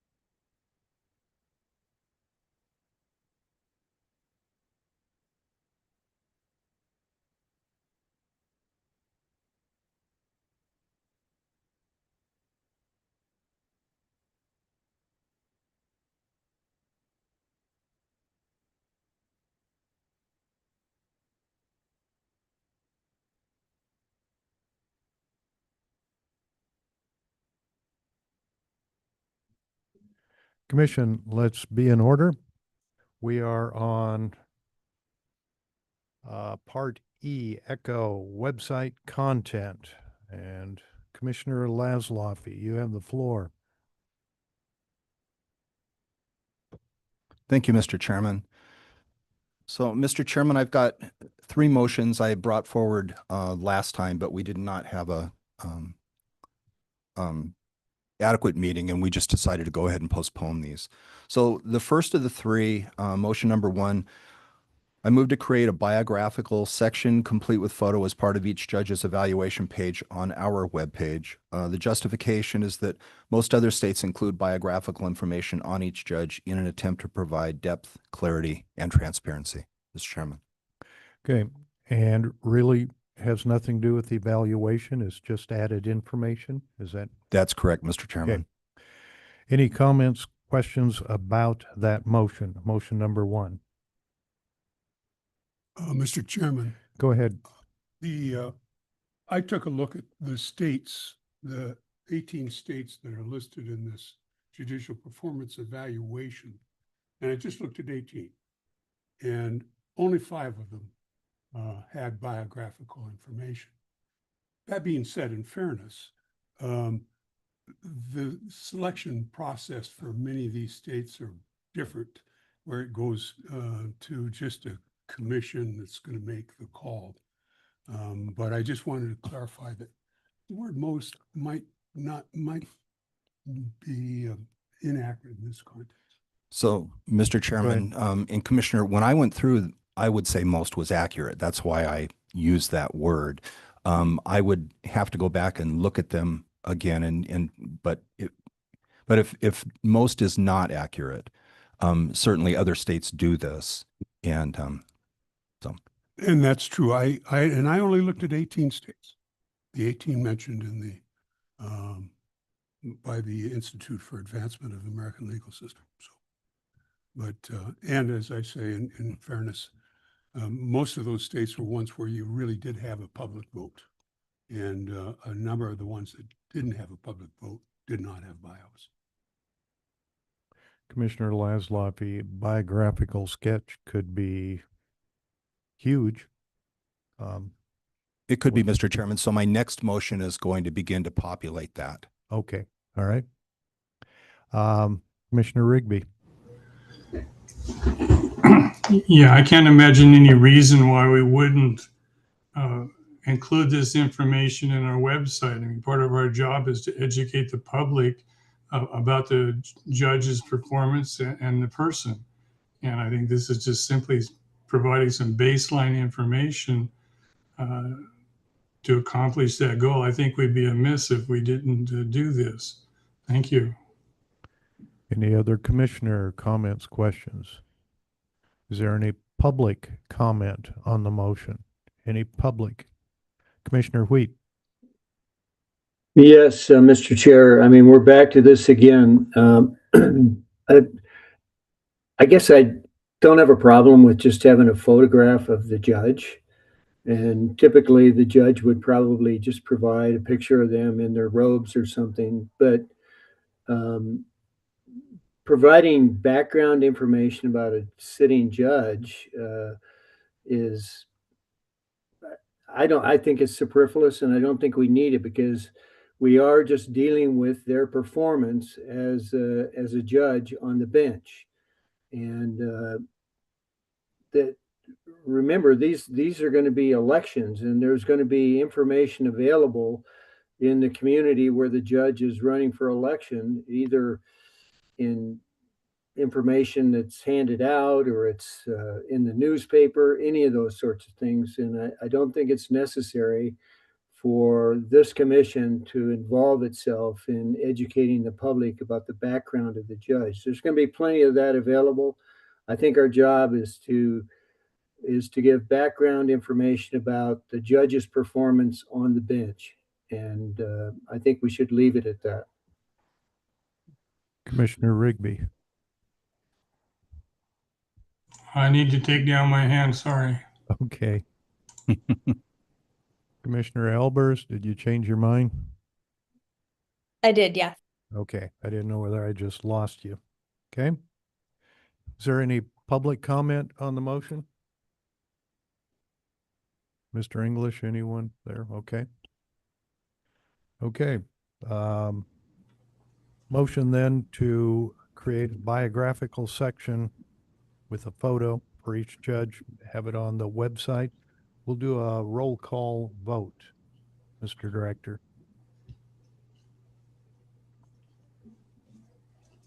Okay. Roll call vote for motion number one. Commissioner Doan, Commissioner Doan votes yes by proxy. Commissioner Lockerbie, Yes. Commissioner Kriegel, Yes. Commissioner Rigby, Yes. Commissioner Albers, No. Commissioner Eck, No. Commissioner Laszloffy, Yes. Commissioner Fegg, Yes. Commissioner Swandell, Yes. Commissioner Wheat, No. and Chairman Virginia. Yes.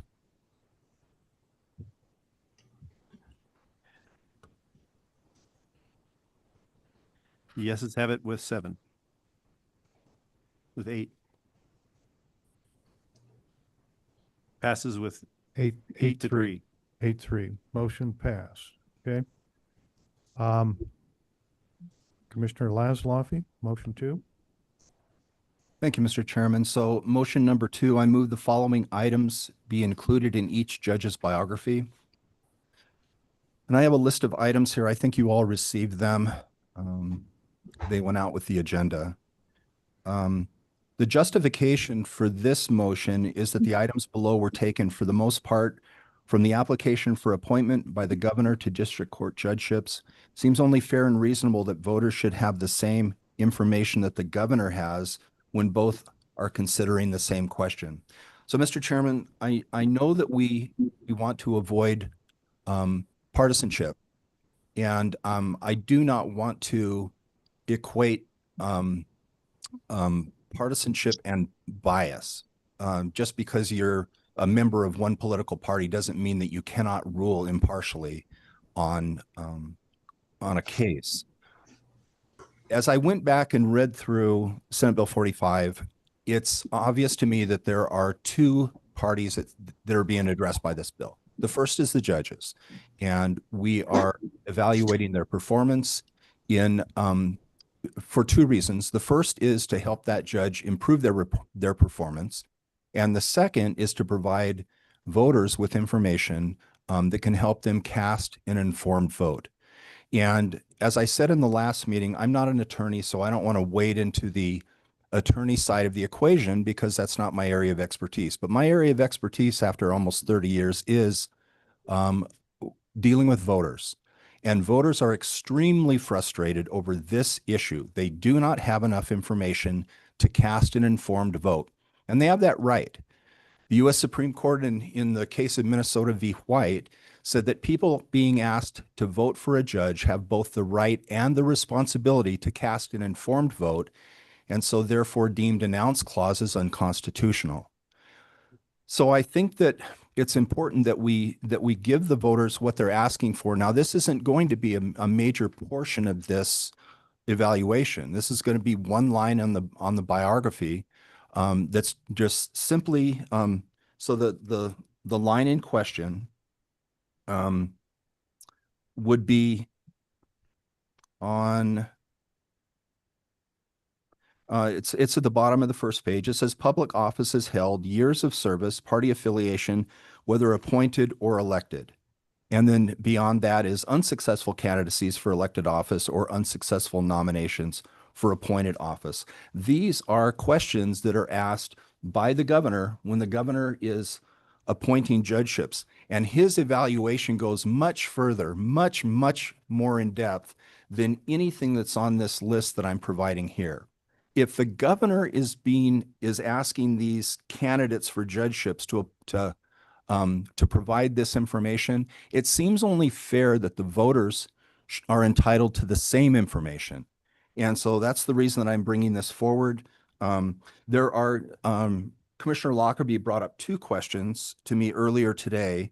And one deals with near the bottom of the first page, noteworthy social media posts. The reason that I included that one was because there have been cases recently where judges that appear before the Judicial Standards Commission have had their social media posts scrutinized because they show in the opinion, in one case, in the opinion of the Department of Justice, it showed clear bias. And so that's the reason that I included that here. And then the other is on the second page, third line down. Have you ever been found guilty, or has this judge ever been found guilty of contempt or been sanctioned by any court? What I was going to do is just segregate these out of my motion. And what I'd like, Counselor Hupp, is to just get your take on these. Is there any problem with including, in your opinion, with including these in the survey? And as I was preparing for this and looking through today's agenda items, I noticed that under the must-use criteria for judicial evaluation, judicial disciplinary record, any history of formal disciplinary actions is already included. So that seems almost redundant on the second one. Have you ever been found guilty of contempt or been sanctioned by any court? The problem is that under the must-use criteria, this is only going to pick up disciplinary action since the judge has been a judge or since the last evaluation.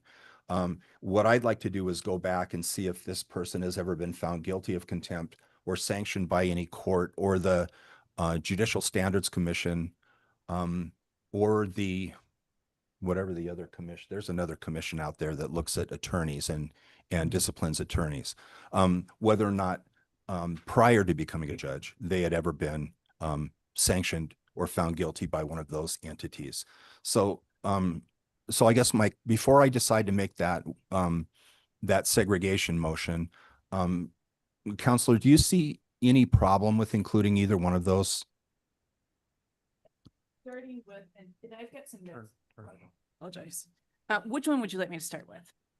You can go ahead and start with the noteworthy social media posts, please. So with the noteworthy social media posts, my concern with that would be the implementation of it and how the executive director is going to go about doing that. And I think that would be my concern with some of these. Okay. But that would be my particular concern is, you know, how is the executive, if it's going to be the executive director, you know, we were talking in terms of, is he going to have an account through the commission? Is, you know, what's his policy or protocol going to be? Counselor, What's Counselor, if I may, that's the question. Doesn't the candidate, the judicial candidate, fill this out? It's their answer. It's not us finding social media posts, isn't it? I'm The sorry, Mr. governor. Chairman, say it could be both. So that question is on the governor's survey already. And in Yeah. our context here, it could either come from the candidate, a questionnaire item for the candidate themselves and that they think is important that they would want on there, or it would come from another source. We have public input. It could come from public input. And then at that point, the commission would look at that and determine whether or not it's something that should be on because we have that discretion. So it could come from either one.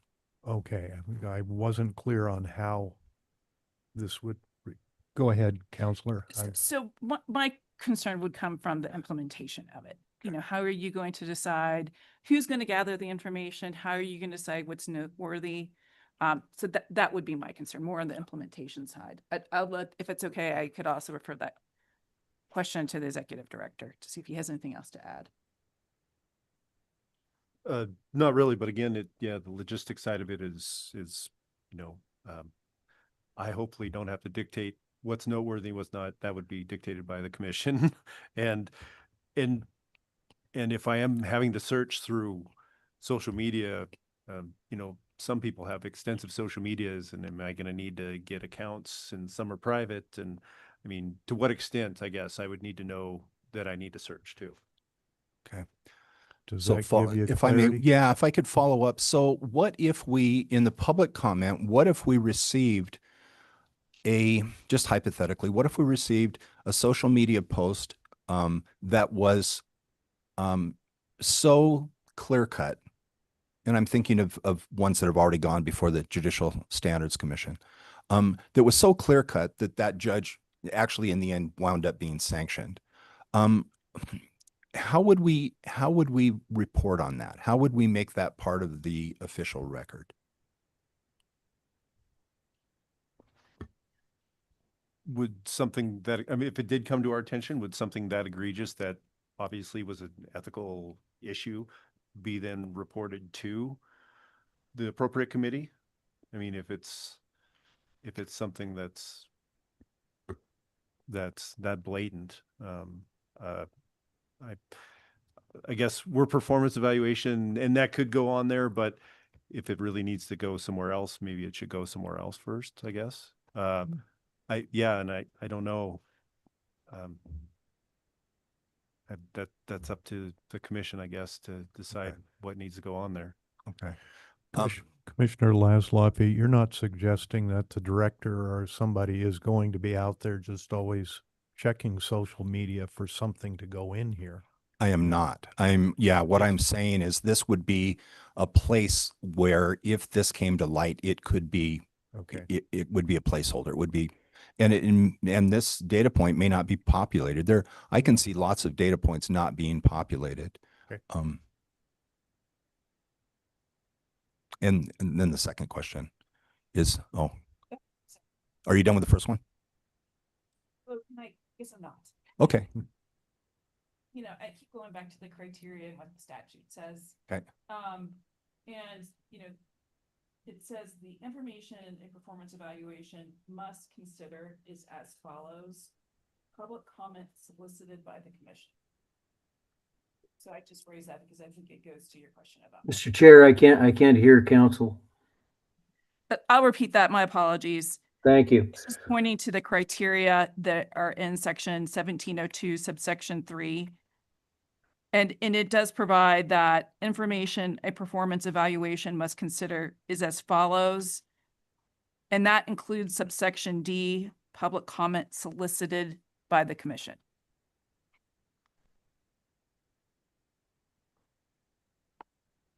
So, Counselor, if we get public comment that we didn't solicit, we ignore it?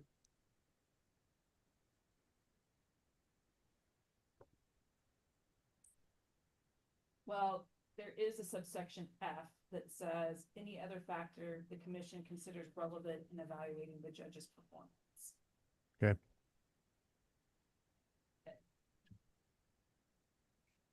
That's correct. And that goes to performance. Okay. I guess I would ask the executive director. It's on. That's okay. It was off. I asked the executive director if he is aware of, you know, if public comment is submitted independently of being solicited, is there, you know, does the commission get to consider that if it's not in the form of like a survey response? Yes, it can be considered. That is something that will go into the packet. It's as it's stated, it just depends on I guess, what the commission what weight it gives it.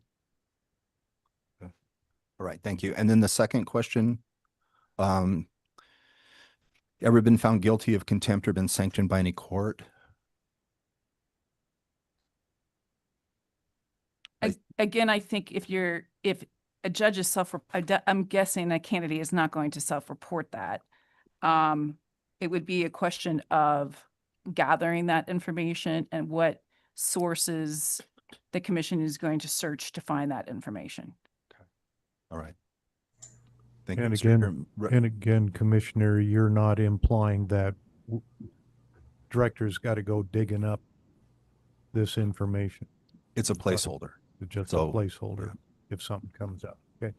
Continue.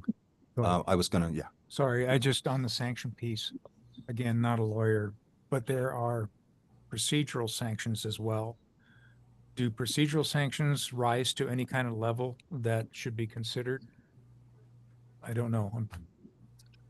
I don't think, civil contempt and criminal contempt, there are sanctions for discovery of use. No, I wouldn't think that would be something to be considered.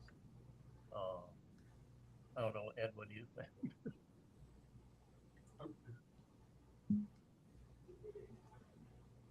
Excuse me, I was making a note, and I'll have to confess, I wasn't listening. Could you repeat yourself, please?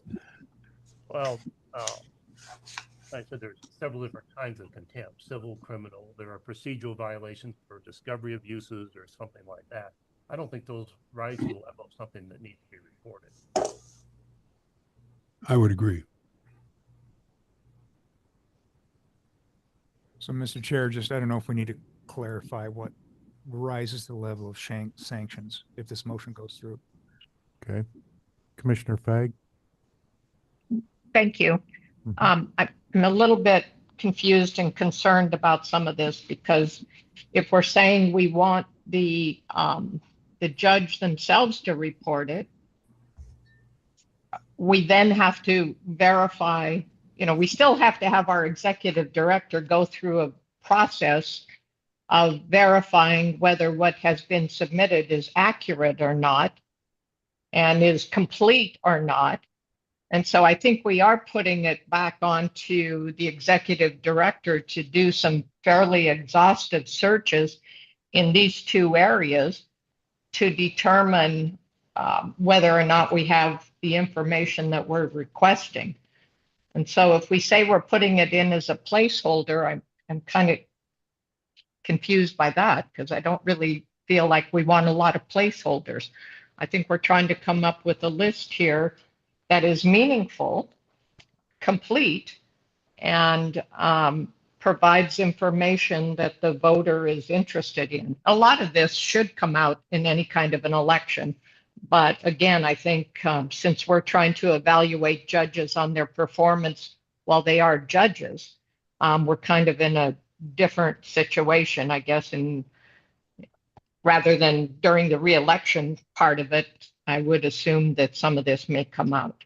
But I struggle with these two in particular, because who's going to determine what is kind of significant? And if we do receive something from the public, which is significant, social post commenting on a decision or is clearly just very egregious, then I think we need to refer that to the judicial commission that that is responsible for judges, and I can't come up with the correct term, the judge's performance. I don't feel like that should be our role. But Commissioner Rigby. Mr. Chairman, I don't look at this section really as part of the evaluation, performance evaluation as such. It's really more informational. We can post on the website that the following information was requested by the JPEC and that the judge answered accordingly. If we received a public comment that the judge had answered dishonestly, perhaps we would want to double check. I think we would want to double check any allegations and just print that right below it. I mean, it's a little bit like buying a tractor on the internet. You've got a description of it made by the manufacturer, and you go down to the public comments and somebody said, this thing is great or it's a piece of junk. And we can decide at that point. We're not going to go back and check and see what university they claim they were graduated from or whether or not they've actually got a law degree. We just like to know what the judge has to say about it. And if it came out that a judge flat out lied about their questionnaire, that would be some minimum public interest in the fact that the judge didn't fill the form out correctly. Thank you. Commissioner Laszloffy. So, Mr. Chairman, out of deference to Commissioners Fagg and Lockerbie, I think I'm going to go ahead and segregate this motion. So I'd like to amend my original motion and pull out these two items. So the first would be noteworthy social media posts, and the second would be ever been found guilty of contempt or been sanctioned by any court. Okay.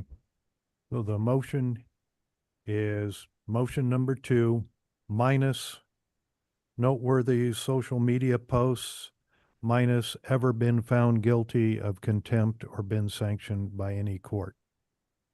That's the motion. Okay.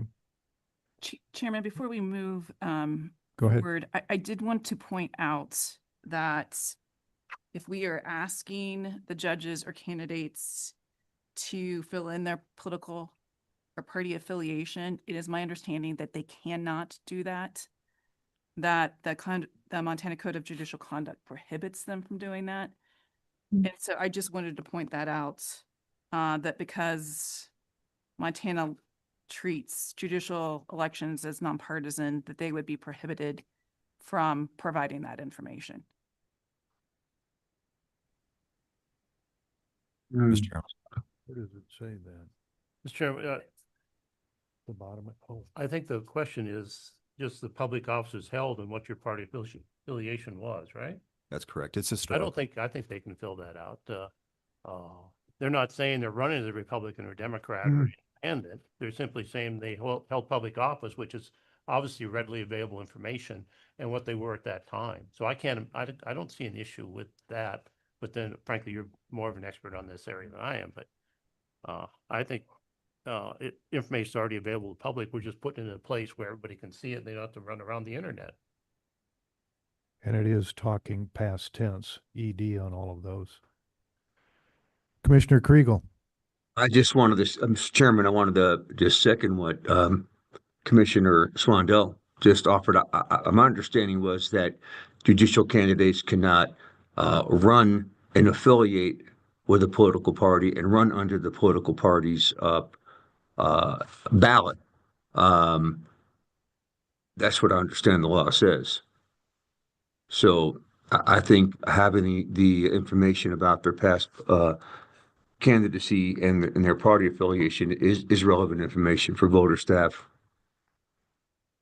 Okay, thank you. Commissioner Rigby. For the third time, I'll take my hand down. Okay. Any other comments on the motion? Is there any public comment on the motion? Public comment? None there? Mr. Chair. Commissioner Eck? I know I'm in a minority on this, but I think indicating past partisan associations is not our job. If the parties want to advertise, he was one of us, she was one of us. Great. Why do we use our taxpayer dollars to remind people, oh yeah, they were Republicans or they were Democrats or Libertarians? I think it's so not relevant to a nonpartisan position that it really demeans us. And I will note, and this I'm very confident of, none of the other 18 states mention anything about partisan affiliations or even offices held. So we're going to be outliers here, and that's all right to be an outlier. But I think you take that step for a very, very good reason. And the fact that the governor does something, a political officer elected by a political party, I think it's fine for the governor to do whatever he wants to do, but I don't think that's a model for us as we use our resources. I'll oppose this motion, as you might. Commissioner Eck, some states judges run partisan. Were that any of those 18? Did they run partisan in any of those 18? Yes, at least one or two run as partisan, but then their evaluation period doesn't go into that. In fact, it's a yes or no vote on the retention vote. In other words, the retention vote, which is really what we're doing in terms of talking about judicial evaluation, turns out from partisan to nonpartisan. I have these 18 things summarized, but I don't have them memorized. Maybe I can get to it quickly, but I'll get back to you. Okay. Public comment?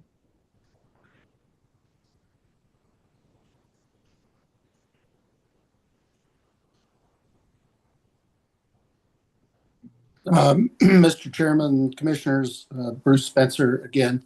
Okay. Private ahead. attorney. Want to make it clear I'm commenting on behalf of myself and not any clients today. I'm a little confused as to which motion you're looking at or whether there were two motions by Commissioner Laszlowski. I understand the motion to populate the biographical information, but then I also understood there was perhaps a second motion to remove social media and the contempt or sanctions. Correct. I'm not sure which motion you're addressing right now. It's the last one that you mentioned. It's Okay. the whole thing minus those two. But I would be in support of that motion, and I will have comments when you come to the original motion as well. Thank you, Judge. Thank you, Judge. Yes. Thank you, Mr. Chairman. Okay, thank you. Any other comments? Chairman, just to follow up on my prior comment, just for clarification, regarding what a judge or judge cannot do, I'm just looking at rule point 4.1, and it just says that, and I'm going to quote this, that a judge cannot publicly identify themselves as candidates of a political organization. So I think hopefully that provides some clarification.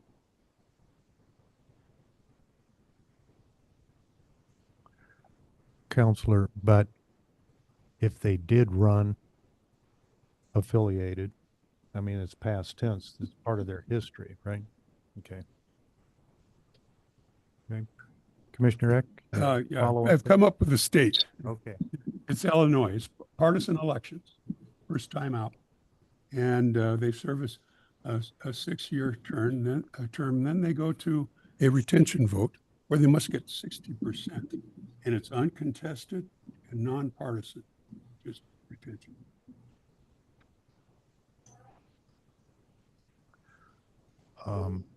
I guess a comment on that. I find that strange they would say it's not partisan when they ran partisan to begin with. So they're either Democrat, Republican being retained, the partisan is still with them, correct? They Yes. don't run as Republicans or Democrats or independents in the retention vote. On the retention. And that's correct. what this is really all about. Okay. All right. Any other comments about the motion? Anyone not clear on the motion? Commissioner Wheat. Yes, thank you, Mr. Chairman. Well, I think everybody on the commission knows where I stand on this one. Our job is to evaluate the performance of the judge and make determinations about whether the judge, in our opinion, is qualified to continue as a judge or not to continue. So we can give that information to the voters when they're voting. And what their past party affiliation is or has been is totally irrelevant to evaluation of the performance of the judge. I know just from being on the Supreme Court that I remember there have been many of the justices, including myself, that had served in the legislature. And once we got onto the Supreme Court, that party affiliation no longer applied. It's like it's when you're running in the election, you consider yourself to be nonpartisan. And that's for a reason. And that's because people want to believe that the judge that they're in front of is plays fair and that they have a level playing field. And so I think if we start to try and jam partisanship into the background of the judge, it's information that I don't think is relevant to evaluating how they performed as a judge. It's when I was in the legislature, I was a Democrat. When my friend Nell Swandle was in the legislature, he was a Republican.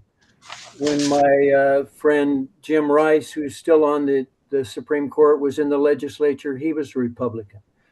And I would venture to say that neither one of those fellows that I consider to be my friends made any decision based on partisanship, because they took their oath of office as a judge very seriously, and they wanted to provide a level playing field and make decisions based on the law, the rule of law, and if there's constitutional issues involved, on the basis of the Constitution. So I just repeat, I just think that we're getting too far afield when we start trying to jam in this partisanship from the past. I don't think it's relevant. Thank you. Any other questions, comments on the motion? Can we restate the motion prior to voting? Sure. The motion is motion number 2 in the packet, minus social media posts and minus found guilty of contempt or admonished by the court. Those two are out. The rest stay in the motion. That help you, Commissioner? Yes, thank you. Okay. Anyone else? Okay, we'll do a roll call vote on motion number 2 by Commissioner Laszloffy.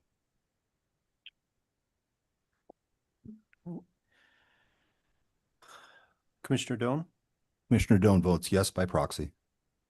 Commissioner Lockerbie, Yes. Commissioner Kriegel, Yes. Commissioner Rigby, Yes. Commissioner Albers, No. Commissioner Eck, No. Commissioner Laszloffy, Yes. Commissioner Fagg, Yes. Commissioner Swandell, Yes.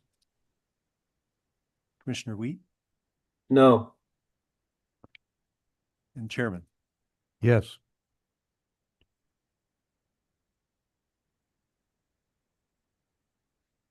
It passes with 8-3. Okay, motion number 2 passed 8-3. Commissioner Laszloffy? Thank you, Mr. Chairman. So I've got a third motion. I'll go ahead and read it. I move to include under the biographical section the total amount of donations made by the judge over their lifetime to candidates in partisan political races, including the percentage given to candidates in each political party. So my justification for bringing this is that, once again, the goal is to provide data that's transparent, nonpartisan, and objective. This report targets both voters and judges, and I fear that if we don't include some substantive and objective data that not just lawyers but voters find valuable, then the report will become just another expensive product of government that voters ignore, leading eventually to the withdrawal of funding by the legislature and the dissolution of the commission. According to COPP records, some judges made no political contributions, some made contributions to candidates from both parties, and some made contributions to candidates from only one party.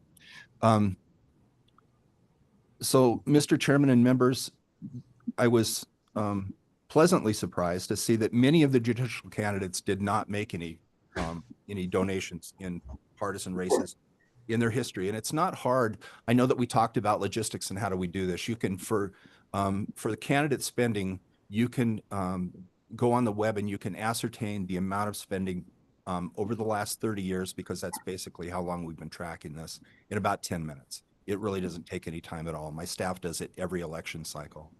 The thing that I'm getting at, though, here is that, once again, back to Minnesota v. White, Justice Scalia, when he was writing for the majority, he said that judges do not come to the bench tabula rasa or as a blank slate.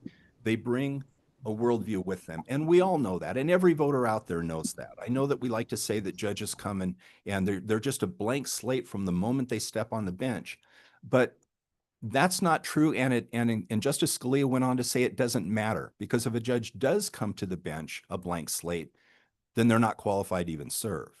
And so the question is not whether or not you come to the bench with previous life experience or worldview or donations made politically. The question is, can you be objective, and can you be can you rule based on the law and not on your worldview?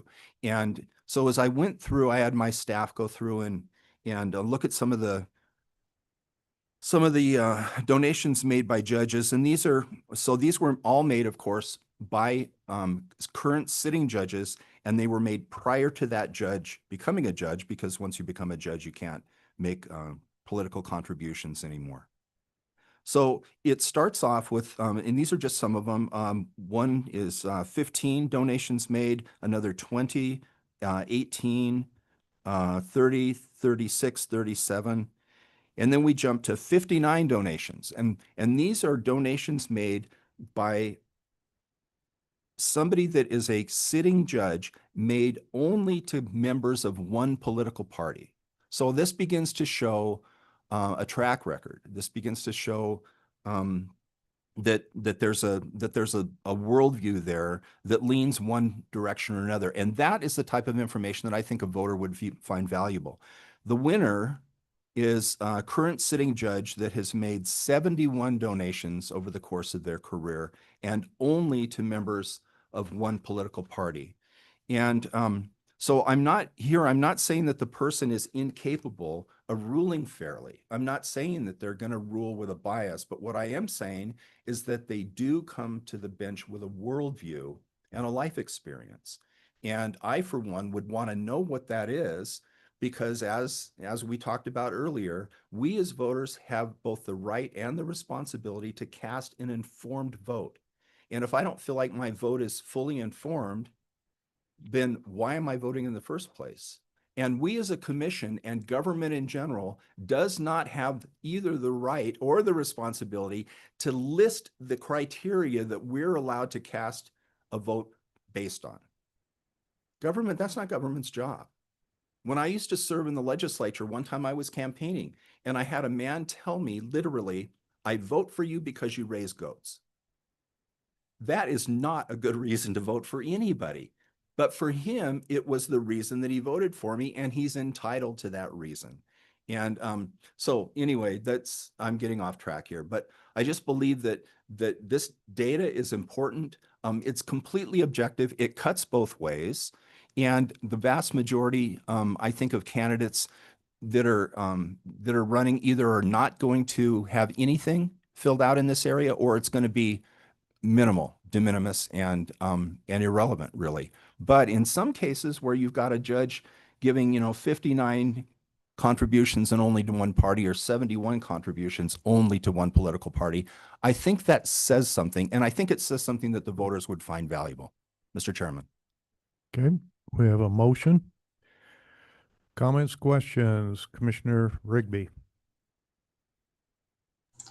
Mr. Chairman, I might be confused here, but I thought on motion number 2, we only voted to amend the motion?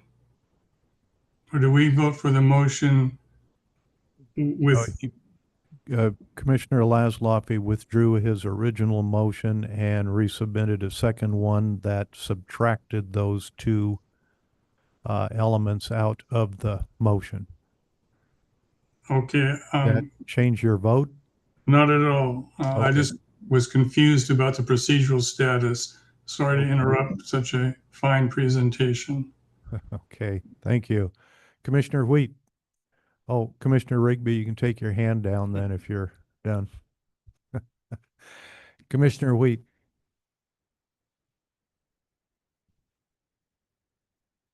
You're on mute.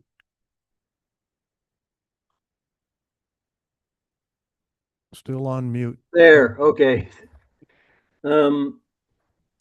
So we have a judge that made political contributions in the past. We don't know how long that judge has been sitting on the bench. We don't know how many cases that judge has sat on. We don't know how many decisions they've made, how many cases went to the Supreme Court. All of those things are about the performance of the judge while on the bench. What the judge has done in the past with regard to politics, political contributions in a partisan arena have nothing to do with the performance of the judge once they get on the bench. And that's what we're evaluating, is performance of the judge on the bench. And it has nothing to do with these past performance or past contributions. We're getting far afield, and we're starting to make this appear to be more political than we wanted it to be. We're supposed to be trying to protect the integrity of the court, the nonpartisanship of the court, and I think that voting for this third motion would be going way beyond what our job has been defined for us. Thank you. Any other questions, comments? Commissioner Laszloffy, do you anticipate the director checking this, or can we go to COPP and ask them to pull it up for us? Or there's numerous websites that out there that followthemoney.org does this for a living. There's lots of websites out there that track political contributions. Okay, but this isn't one But- where the candidate is going to give us the information. No. We'd have the director. But the candidate would have an opportunity to dispute the And figure, respond. but Okay. no. And this is the reason that we've gone to digital C6s or C5s or whatever reports we file now. They have to be filed online. They're easily searchable. Director, you have a comment then about the motion? I know. Okay. Okay, public comment?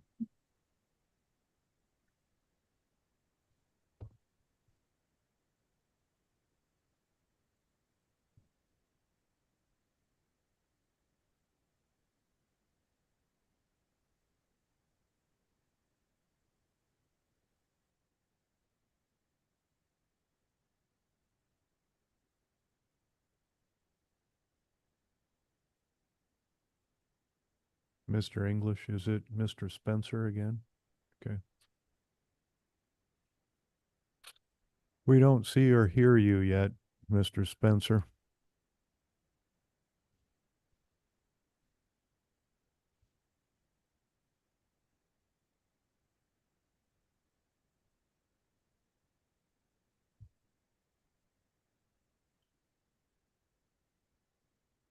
I think he said he was at a cabin, so he might have some computer issue. Is there a phone number he could call?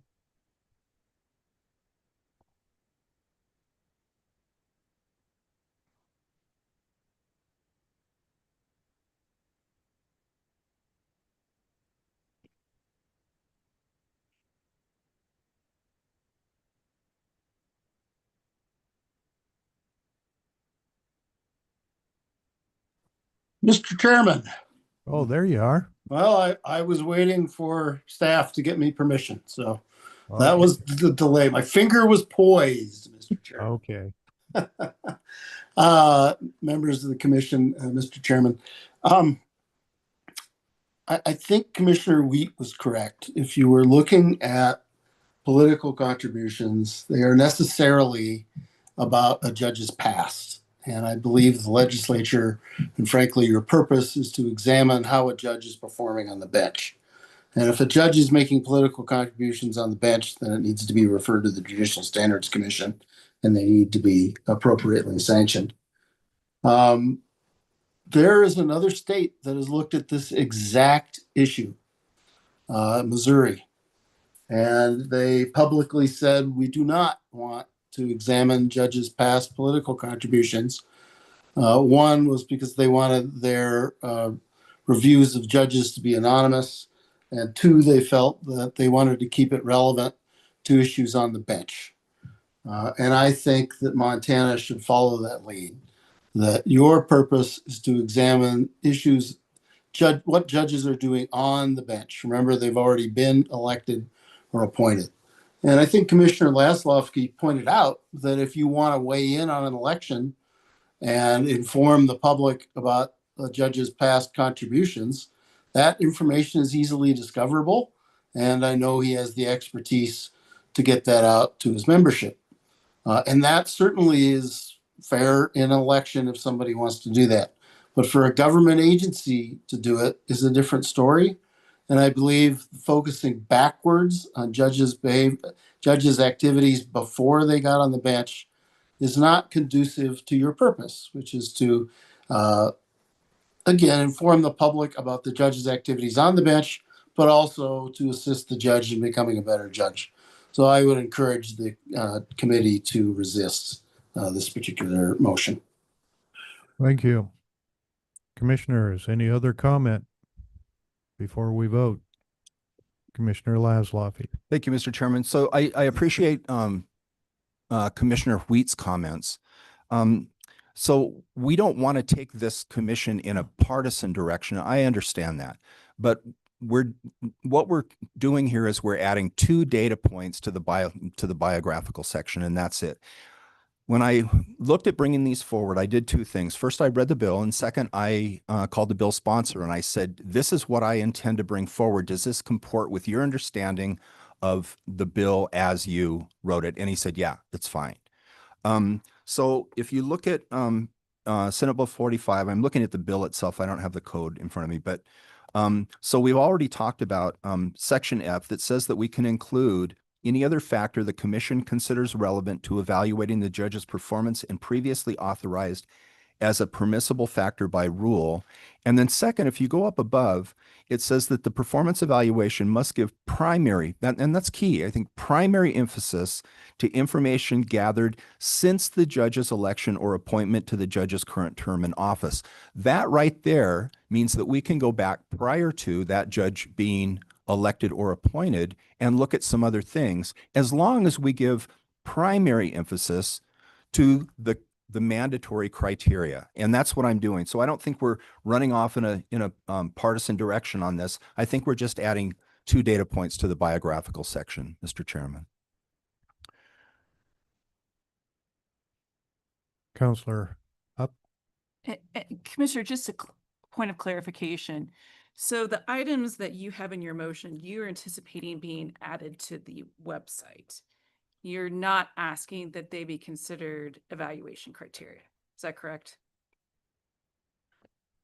Well, I was going to make that same point. We're not, this is just information for the public. With their past political contributions, frankly, can sometime dictate whether Mr. Justice Wheat likes it or not, how they may vote on certain issues. But this is just information for the public. It has no part in the evaluation process whatsoever. But it's good. We have elections coming up. I'm going to get 100 or 200 calls about who I should vote for from some people for judge because they know nothing about them. I think the more information we get out about judges on our website and any other website, it's better for the public.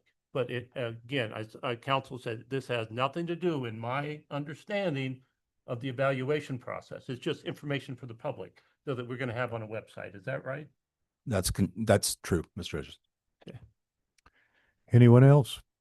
Mr. Chairman, Commissioner Lockerbie. just for the record, I'm most likely going to vote in favor of this, but I had made the comment when this was first introduced at our last meeting that really I felt this should be left up to the legislature because it doesn't require this of the person that's running against them. It's only for a sitting judge. So it kind of creates an imbalance because the opponent isn't required to disclose that. I realize it's publicly available. We're just making it easier through our website to do that for the incumbent. And there's plenty of reasons that people contribute. It could be because of a family member. They might even not even agree with the party. And then I also think, you know, I think the comment might have been made about some kind of due process for the judge to have an opportunity to at least respond before we publicly post something. And I don't know if there's a window for that or not. And then just taking it for granted. But just my comments. Thank you. Anyone else?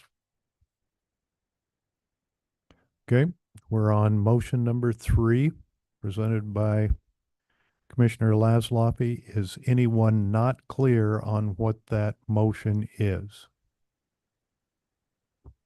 Okay, we will do a roll call vote on motion number 3. Commissioner Doan, how do you vote? Commissioner Dillon votes aye by proxy. Commissioner Lockerbie, Yes. Commissioner Kriegel, Commissioner Kriegel Yes. votes aye by proxy. Yeah. Okay. Commissioner Rigby, Yes. Commissioner Albers, No. Commissioner Eck, No. Commissioner Laszlo, Yes. Commissioner Fagg, Yes. Commissioner Swaddell, Yes. Commissioner Wheat, No. and Chairman. Yes.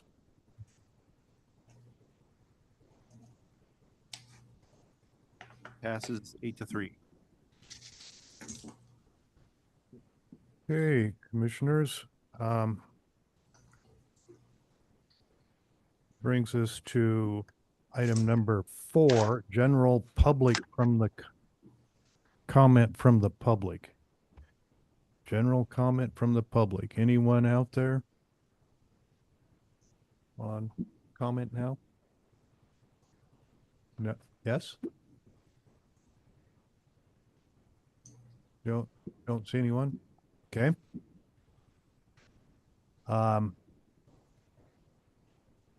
We'll go around. If you have anything for the good of the committee, I'll give you a chance to speak up now.